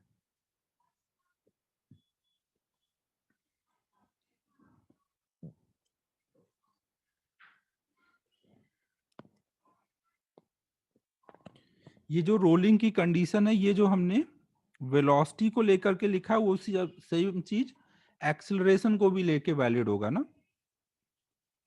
अगर कोई पॉइंट आगे को ए से जा रहा है, अल्फा से घूम रहा है, और नीचे वाला जो पॉइंट है वो आगे को कुछ मान लो a2 से जा रहा है, इसका पॉइंट का एक्सेलरेशन क्या होगा, a माइनस आर अल्फा, इसको a1 बोल देते हैं। तो अगर a1 one equal to a2 है तो वहां पे बोलोगे रोलिंग है। टेंजेंशियल एक्सेलरेशन देखना रहेगा ना, सेंट्रीपिटल से कोई मतलब नहीं है। अगर दोनों के एक्सेलरेशन, इसका टेंजेंशियल एक्सेलरेशन और इसका एक्सेलरेशन सेम हुआ तो रोलिंग। अगर a1 ग्रेटर देन a2 होगा तो वहां पे फॉरवर्ड स्लिपिंग। जो वेलोसिटी को लेके था वही टेंजेंशियल एक्सेलरेशन को लेके करना है। a1 लेस देन a2 तो बैकवर्ड स्लिपिंग।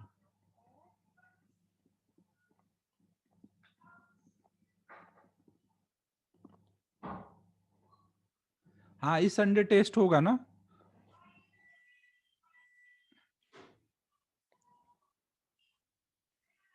टॉपिक अभी 5 मिनट बाद डिस्कस कर लेंगे।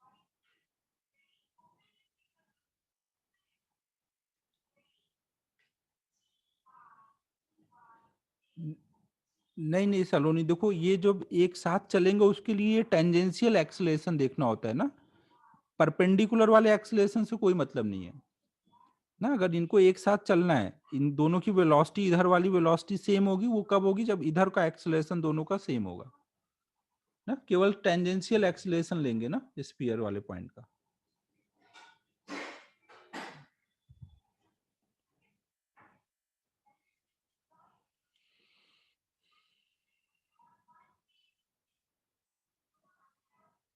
हाँ, प्योर रोलिंग और रोलिंग सेम चीज है।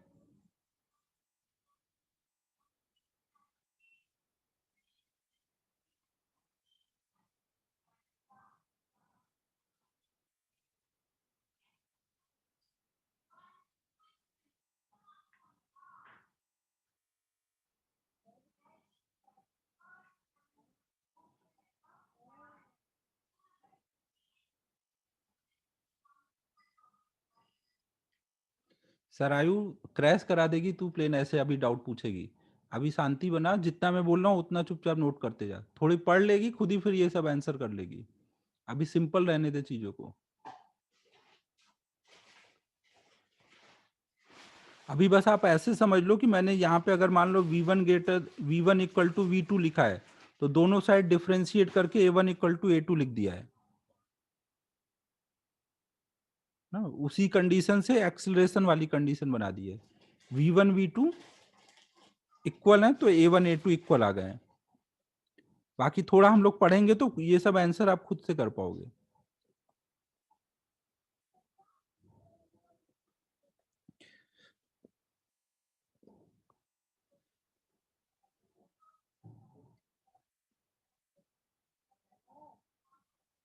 तो अब हम लोग देखो रोलिंग के प्रॉब्लम करने के लिए अब हम लोग रेडी हो गए हैं। रोलिंग का हमने कॉन्सेप्ट समझ लिया है। नेक्स्ट क्लास में हम लोग रोलिंग के क्वेश्चन सॉल्व करने के लिए क्या क्या इक्वेशन लिखनी पड़ती है वो देखेंगे, फिर प्रॉब्लम स्टार्ट कर देंगे। तो अगली क्लास में आपको मजा आएगा, रोलिंग के प्रॉब्लम करने में मजा आता है।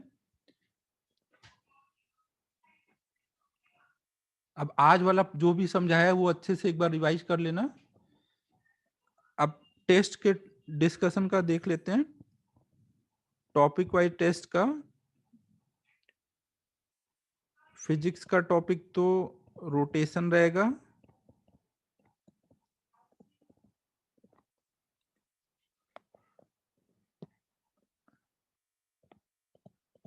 मैथ में स्ट्रेट लाइन,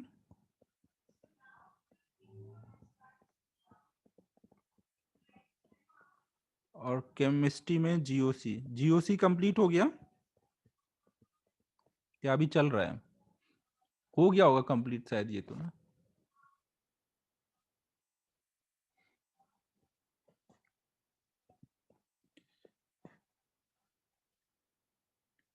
ठीक है, फिर 5 मिनट वैसे अभी बचा हुआ है, बट अब नेक्स्ट टॉपिक शुरू करना है। अगली क्लास में ही करता हूँ ना, थोड़ा सा शुरू करके रुकना पड़ेगा नहीं तो।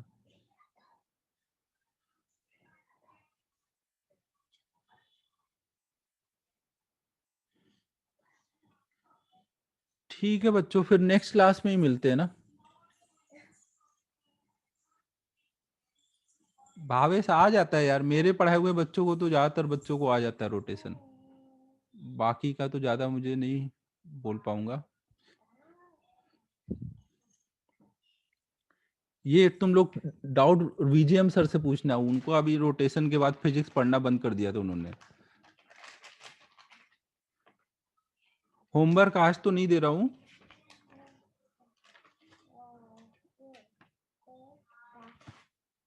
क्योंकि आज जो पढ़ाया है उस पे क्वेश्चन अभी नहीं हो पाए हैं, तो आज नहीं दे पाऊंगा होमवर्क।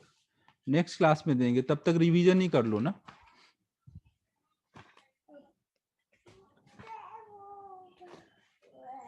ठीक है, फिर क्लोज करता हूँ।